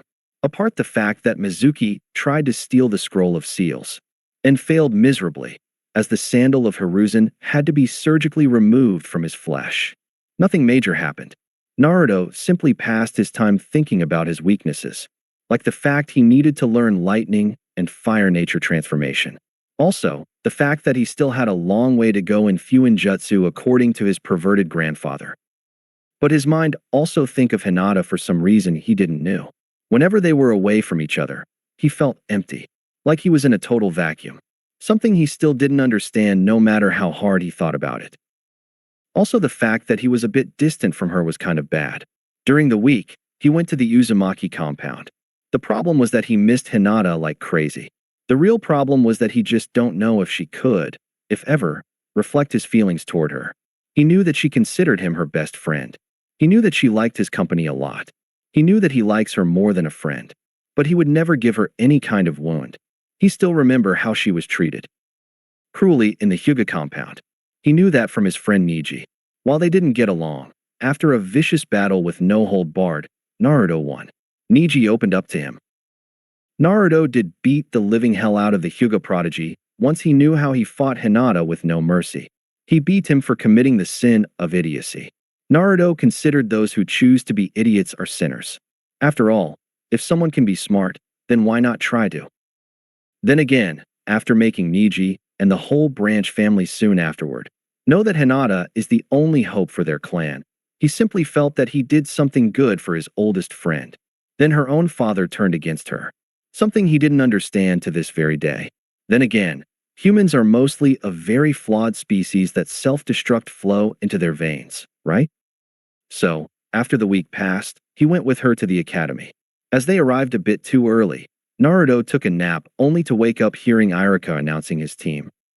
Team 7 will be Uzumaki Naruto, Uchiha Sasuke, and Hyuga Hinata. Your Jonin instructor will be Hatake Kakashi. Naruto smirked. Sasuke smirked evilly. Hinata smiled shyly. Their Jonin instructor is an XNBU captain and ninjutsu expert. No matter what he'll teach them, it would be useful. Team 8 is Haruno Sakura, Aburame Shino, and Inazuka Kiba. Your Jonin instructor will be Yuhi Kurenai. Apart the fact that Sakura was angry about the fact that Hinata may took away her Sasuke-kun, which earned her a Fuma Shuriken landing in front of her with a note that says, "Keep him to yourself." Hinata-chan would never date him even to be the Hyuga clan head. Nothing else happened unless Sasuke thanking Naruto under his breath. Team 10 will be Nara Shikamaru, Akimichi Choji, and Yamanaka Ino. Your Jonin instructor will be Saratobi Asuma. Ino sighed. At least she had her two best friends among boys. But she had to make the team move if they wanted to improve. Finally, Sai will join an old team. Team 6 from last year required you. Sai just nodded as Naruto smirked. Sai will join his older brother, Shin, and the Kurama clan heiress. Finally, everyone, take an hour break before returning here in class. I hope you can realize your dreams, everyone. Naruto simply told his team to take an extra 30 minutes. He knew that Kakashi would be late at least half an hour. When they went back in class, it was empty. Safe for them, of course. Hinata used her Byakugan to confirm it. Naruto tried to feel any source of chakra to no avail, while Sasuke tried to hear anything strange. Soon they became bored. Sasuke, Hinata, and Naruto pulled a book each and tried to read. Naruto's sensing alerts were waiting for anyone. Hinata and Sasuke seemed relaxed and buried deep into their books. Yet look can be deceiving. 10 minutes of reading went only for Naruto to pull out a small scroll. Sasuke raised an eyebrow, but did nothing. Hinata used her Byakugan only to mutter quietly that they should be ready. Naruto immediately told Sasuke to put his book away in ninja hand language. The Uchiha did as the Senju / Uzumaki said. Hinata's book simply vanished, scaring even Naruto a bit. As the one-eyed Jonin got in, he had an idea what to say. My first impression of you. That maybe you're the ones. Rooftop in 5 minutes. Before any of them replied, he simply vanished in a plume of smoke. Naruto simply went to the window. Really, Bakutankachi? He said the rooftops. Naruto shook his head. I think we better walk to him up the wall. I know him enough to tell you that he may have laid some nasty surprises for us. 10 minutes for a Jonin are actually an hour for a Genin. Hinata nodded as she went with him outside and walked up the wall. Sasuke sighed as he decided that maybe Naruto wasn't truly stupid. Maybe it was his mask all along. As they arrived to the rooftops, they realized that Naruto's plan was the right choice. Their future Jonin sensei was eyes milling at them. You know, you took the right path. The hallways and stairs were rigged with traps. Beside, this way is faster no. Sasuke looked at Naruto, who replicated Kakashi's eye smile. The Uchiha wondered if those two were truly related. Hinata blushed as she glanced her crush/housemate. Kakashi took it as his cue. So, my cute little future Genins, care to introduce yourselves? Sasuke surprisingly replied this time while his tone was dripping sarcasm. Wow, Kakashi-san, do we need to reintroduce ourselves? I mean, those two doesn't live with you. And Nichan didn't tell you anything, nor I told you practically everything last week. Kakashi I smiled at them again as he gave his reason. Well, I was hoping to follow traditions. Sensei is sorry. Anyway, about the test, you passed the first half. I know for a fact how you three trained together. I was going to say siblings, but well, I know two of you like each other and are afraid to confess. Before you jump to any wrong conclusion, your feelings are mutual. Naruto's and Hinata eyes widened beyond humanly possibility. Sasuke and Kakashi snickered before Kakashi coughed loudly. The brunette and the blonde immediately looked at him while blushing madly before Naruto asked the question. Since when you knew? And why you never told us in private? Kakashi was decent enough to smile sheepishly, as Sasuke showed no interest at all. Besides, he considered those two as his brother and sister. Well, his very distant, a millennia distant brother and sister. Okay, now that you two will date each other a few hours later, let me tell you that you all have an individual test. Sasuke will spar with Team 1. Hinata needs to take down Team 2. Naruto, you will steal everything from Tenzo, without alerting him before he gets into his house. The sadistic and evil smile and glint in Naruto's eyes scared the three others. Naruto, however, had just begun. Mokuton, Moku Bunshin no Jutsu. Would release. Would clones jutsu. 4 wooden clones erupted to life as Naruto nodded to Sasuke and Hinata. Without a word, the 3 graduated students went separate parts. Kakashi created 2 shadow clones to watch his teams. Well, Sasuke and Hinata. He then shunshined to Tenzo's apparitment. An hour later, Kakashi felt his clones dispel. Sasuke challenged Team 1 to individual spar after getting permission from their Jonin sensei, who failed them. The 3 academy students took the bait and got a very fast defeat. He expected that. He knew that Itachi trained his younger brother sometimes. He knew that was a third of the reason why Sasuke and Naruto are kind of rivals. Hinata, on the other hand, agreed to fight, although reluctantly. Needless to say, Team 2's test was to fight Hinata. The team was dysfunctional, and Hinata proved that she was skilled. Small wonder as she was able to hold on against a near Jonin-level Senju. The not really one-eyed Jonin I smiled. Naruto's wooden clones weren't needed after all. Also, it seems that his team was skilled. Well, he would be amazed if they were below Chunin level in skills. Hinata, who was supposedly the weakest, was easily the 3rd strongest among her age. But then again, an Uchiha and a Senju are supposed to be monstrously strong for their ages. Kakashi knew that this team may surpass the Sannins, and maybe even his father in due time. He knew that Hinata may not be weak in any sense. Well, she lacks only self-confidence. Apart that, she needed to learn about nature transformation. Sasuke may need to learn another nature. Naruto, however, well, that kid who was his surrogate little brother, may need to learn more about wind nature. And maybe the 2 other nature transformation like him? This moment, however, Tenzo interrupted his train of thoughts. The wood user greeted him. Hey Kakashi-senpai, how are you doing? What brings you to my neck of wood? Well, Tenzo, you see, I needed to ask you about Naruto's abilities. You know, seeing that you're the only one who can help. About that, he learned everything I know. I'm sorry, but honestly, now only he can help himself. Wait a second, where did I put my keys? And my wallet? And my money? Naruto immediately appeared from the floor. Kakashi was not surprised one bit. Tenzo, however, was startled by this and wondered if Naruto was also of Aburame lineage. Looking for these, Tenzo-sensei? Tenzo was shocked. Everything he lost was in Naruto's hands. Not only that, but he knew for a fact that he didn't drop them. So, do I pass, Kakashi-sensei? With flying scores, Naruto. Only if Tenzo tell us if he caught you. Kakashi-senpai, I think that I need some explanations. Naruto, to his credit, was able to hold his laugh for 10 full seconds before he literally exploded. Kakashi told Tenzo about Naruto's test. Then the silver-haired man looked at Naruto with a small hint of sorrow in his eyes. Although you 3 passed, I need to give you a team test. So, Tomorrow at 7 Training Ground 3. Naruto nodded.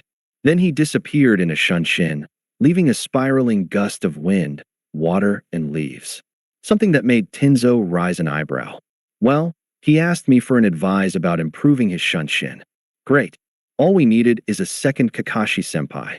Kakashi shrugged it off. All that remained was for Naruto to read some Ika novel in Tieda. A second Kakashi as cool as the first. That if Kurenai, Shizune, or Tsunade would ever let him try his luck. Well, he knew that if he tried, like Jiraiya did, it would be the mistake of his whole life. He witnessed how those women can turn extremely aggressive when it comes up to the finest literature that ever existed. The funny part was that Naruto loved 2 of the Toad Hermit's books. The Tale of the Utterly Gutsy Shinobi was definitely one hell of a book. Too bad that a few appreciated it. Kakashi and Naruto, and even the late Minato loved that book. For Naruto, however, it was his first book. The second book was about Fuinjutsu. Naruto didn't just read the book. He became the book. Unfortunately, the young Senju and Uzumaki couldn't progress more when it comes up to Fuinjutsu. Kakashi found one way to help his student. Well, if his team will pass.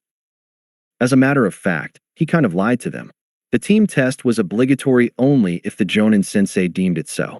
However, Kakashi knew that this team is Konoha's hope at making the 3 descendants of the Sage of the 6 Paths at the same team. The closest team was Madara and Hashirama. Now it was Naruto, Sasuke, and finally Hinata. Kakashi heard about the prophecy of the old Toad Sage. He knew that this team is loyal to Konoha, but he knew that Hinata's kindness, Naruto's compassion, and Sasuke's wits can give them something more than they ever dreamed for. Now it was Kakashi's second chance. Naruto pushed him out of the self-pitying pit he was in when the boy was but a toddler. Now it was Kakashi's turn to give the boy all the help he can to put him in the right path. He knew that his future team is a team of hard workers and geniuses at the same time. All he needed was to find a way to improve them even more. For Obito, well, the old Obito. For Rin. For Minato. For Kushina. And finally, for his father, Tsukumo. Kakashi vowed to push his team like an old brother and to be their father figure. The next day, Hokage's tower. Hiruzen frowned as Kakashi was the first to get in. Well, the first among all the Jonins, that's it. So, you failed another team? Kakashi I smiled at this. Oh, this is going to be funny. Honestly, they didn't fail. Matter of fact, I'm just late. Well, maybe we should wait for everyone else, Hokage-sama. Hiruzen simply filled his pipe with tobacco and lit it. After taking a few good drags, he released the pent-up smoke, feeling slightly better.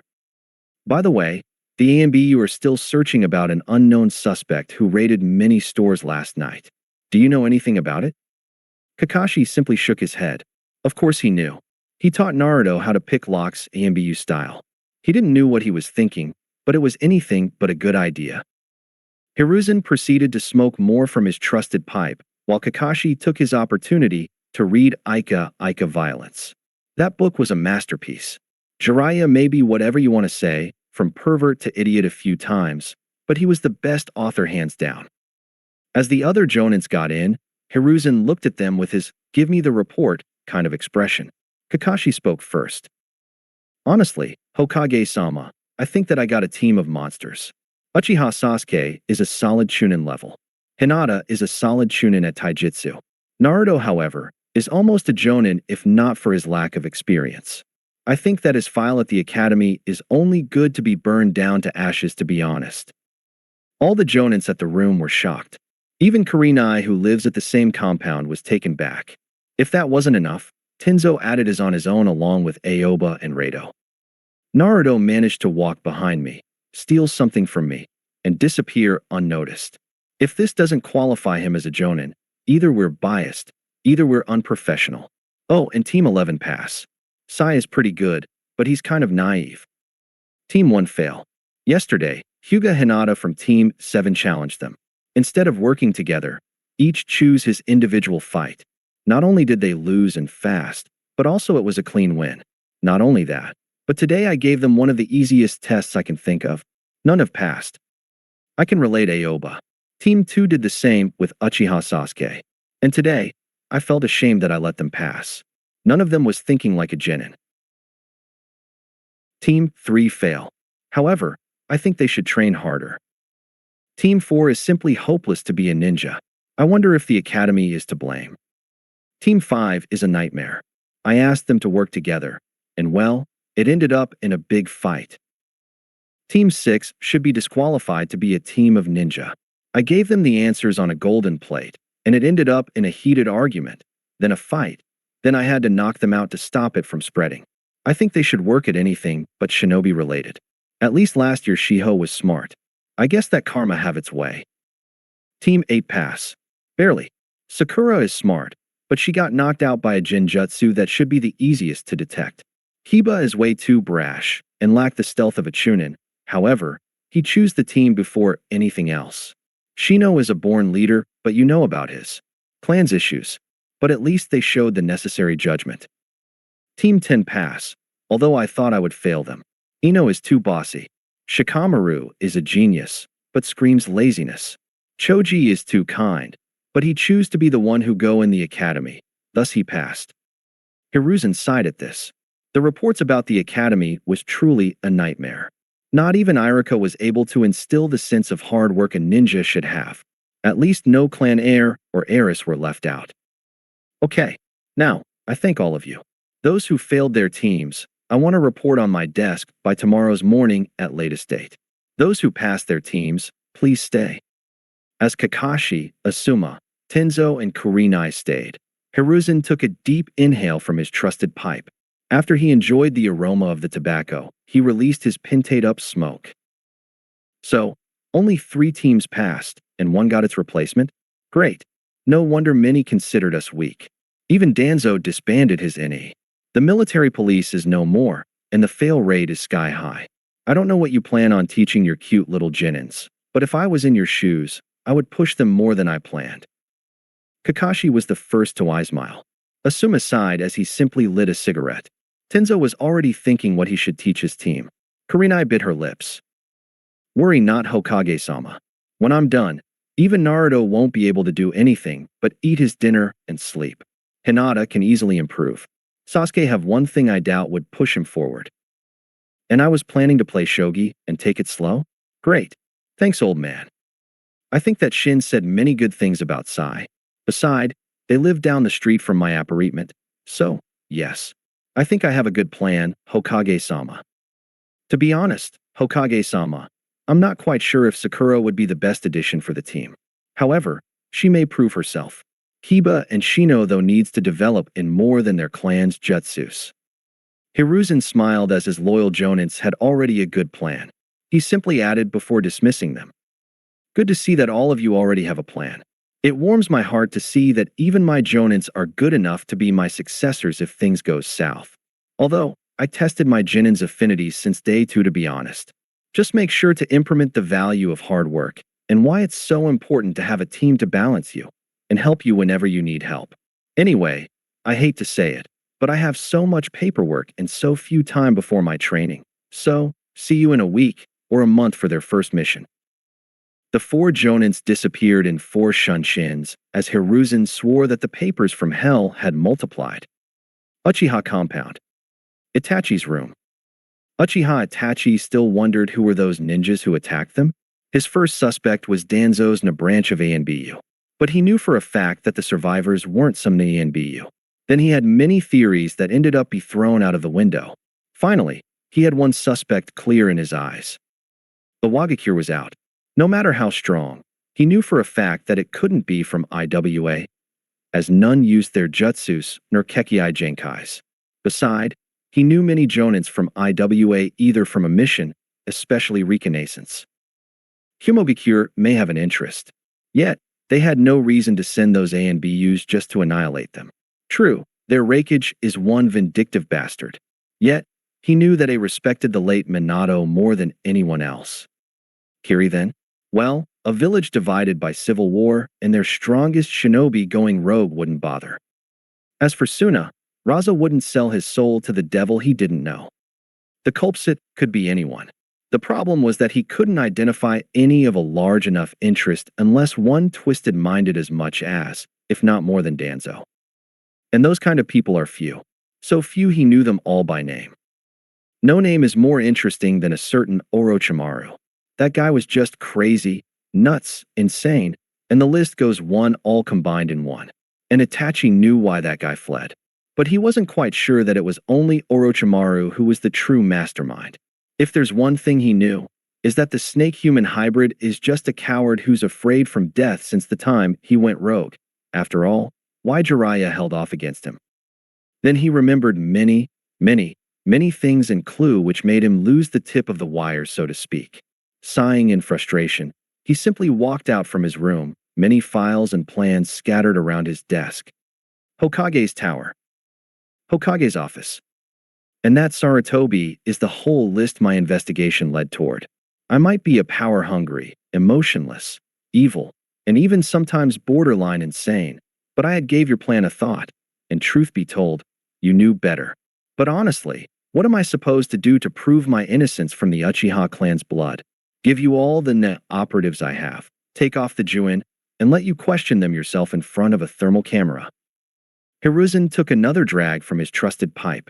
The case of the Uchiha clan attempted genocide had almost succeeded if it wasn't for his and Danzo's ANBUs. Hiruzen, however, never lost his skepticism toward the elders. Former teammates or not, they didn't share his philosophies. All right, I know what you can do. Shimura Danzo, I, Sarutobi Hiruzen, Sandaime Hokage of Konohagakure no Sato, and Sarutobi clan head, appoint you as the ANBU instructor. Your experience is required to make Konoha great. Do you accept? This may be my last chance of redemption. Maybe it's better than retirement or jail or getting killed. The hat may be the best price, but then again, Sarutobi is right. Tobirama-sensei, what would you've done? I accept my new post. Good to hear this, Danzo. After all, even our experience is required to pass down to the next generation. Let's just hope that Orochimaru won't have a second coming. Let's hope so, Hiruzen. By the way, I know two shinobis, an Aburame and Yamanaka with some unusual talent. Want some jonins? Of course we need all the hands we can get, old friend. The next day, Training Ground 3. I'm telling you, Sasuke, that no one but a nutcase can win against a Nara and Shogi. So that's why you utterly defeated Shikamaru. Hey, that's offensive. It is supposed to be. Beside, Itachi Nizan won against pretty much everyone. The only one who's more insane is Kakashi-sensei. Then again, insanity isn't that bad considering our job. Isn't that right, Hinata-chan? Hinata simply nodded while resting underneath the tree stump. She didn't tell Sasuke that there's no fighting Naruto unless you are above Chunin level. While Naruto was close to a Jonin in terms of skills, he was lacking the ability to cast a Jinjutsu. Also, his taijutsu was never the best, since it relies on brute strength. Okay, what did you do to my younger sister? Just a spar. What's wrong, Sasuke-ero? Sasuke twitched dangerously as Naruto waved his hands defensively in front of him. Take it easy. You know that it's my way to tell people that I like them. Sasuke sighed at this. Naruto will either drive them nuts, or to the edge like a lemming, or to the grave. So, you never told me about what Jiraiya-sama is doing. He's still investigating and spying on many things. I swear that he's the only one who have as much chakra as I do last year. And he's the only person to be easily distracted. At least he doesn't do something twisted. Sometimes I wonder the sanity of many shinobis. Mikoto Bazin and Tsunade-chan are sane. Hinata-chan is sane and wise. Shizen-nichan is surely reliable and sane. Why am I feeling that you don't want to talk about the others? Naruto simply shrugged it off as he shook his head. Because those are the ones I'm sure about them. Sasuke sighed again. Say, never thought about a dream? HN. Burning Konoha to the ground. HN. Finding world's peace. HN. Going on a date. HN. Great. Avenging the ones. You know that it is my duty. That I know. So what's the real one? Your true dream. Naruto had a true smile as he told Sasuke and Hinata about his true dream. A family. For some unknown reason, Hinata passed out while she had the brightest smile any girl can have. Naruto tried to wake her up only for Sasuke to shake his head. Kakashi was watching the whole scene from above. He simply eye-smiled as he read his trusted book, Ika Paradise. Kurenai allowed him to read it only if he was away from anyone else. Well, he wasn't going to look in a gift horse's mouth. The next day, Hokage Tower. So, we'll pick option C. I'll make a few Kage bunshins. Kakashi-sensei's bunshin, order them around. Everyone win. We don't lose a day doing chores, but we also complete the mission. How is that a bad idea? Iruka palmed his face. While Naruto's idea wasn't wasting any time, it's still debatable if it could be truly a good idea.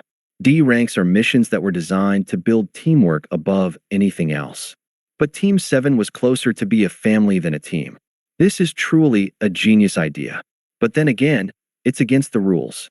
Rules are just a word. But this is the best shortcut I heard about. Naruto smiled as Hiruzen took the bait. He knew that his idea would be the best shortcut for his team. After all, being an errand boy would definitely make his teammates angry. Hinata thanks to her father. Sasuke, well, being Sasuke. Kakashi I smiled at this. Naruto was simply very Jiraiya-like. Creative and always picking the only option no one would expect. He may no longer be a hyperactive, loudmouth, bratty shinobi, but he was taking the path to be a legend. Rule 1.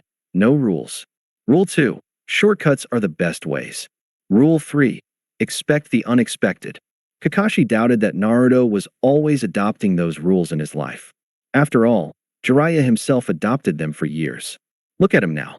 He was a dead last, and now everyone knows better than to cross him. Also, it doesn't hurt that he was the best author in their world of adult books. Now then, Team 7, mission assist the farmers at their harvest, approved. The 4 ninjas nodded as they went off to accomplish their mission. With Naruto's few hundred bunshins, time wasn't against them. 2 weeks later, Hokage's tower. Sasuke gave Naruto a glance. The Uchiha was now sure that his teammate was always thinking outside the box. Their mission to capture Tora was a snap. Catnip and fish was Cat's charm. And it worked against that demon cat called Tora. Mission retrieve lost pet accomplished, Hokage-sama. If it is not too much to ask, I think my team is ready for a little C-rank mission. Hiruzen smiled a bit. Team 7's growth was scary. While every Genin team progressed, Team 7 was terrifying when it came up to progress. Maybe because the 3 Genins are among the best any village can dream of? A Senju, an Uchiha, and a Hyuga. Adakagaya and the team of the Sage of the Sixth Path would be ready. I don't see any problem. Bring in Tazuna-san. As an old man wearing an A-tank, a short, and a straw hat entered, Kakashi immediately smelt troubles. What is this? I asked for a team of ninjas and all I get is 2 brats and a blind girl. He was rudely interrupted by the sound of 2 shuriken cutting the sake bottle cleanly in 3 pieces. And Naruto was livid with pure undilatable rage. Badmouth Hinata-chan again, and you'll see firsthand what kind of brats we are. Kakashi griped his student's shoulder. Naruto was just slightly calmer. But if that old man would try it, well, he'll dig another hole. So what do you think, Tazuna-san? Tazuna simply nodded. For once, he was terrified from that blonde-masked kid. Okay, team. See you tomorrow at the gate, 10 a.m., and don't be late. Sasuke simply went home. Naruto and Hinata, however, took the scenic route to Ichiraku Ramen first before going back home. Little did the team knew that this mission will take them to the next level. That's it for today. Remember to show your support to the creator of this story if you enjoyed it. If you would like more parts of the story to be uploaded, leave a comment and subscribe to get notified when the story continues. Bye-bye for now, and I hope that you all have a wonderful rest of your day.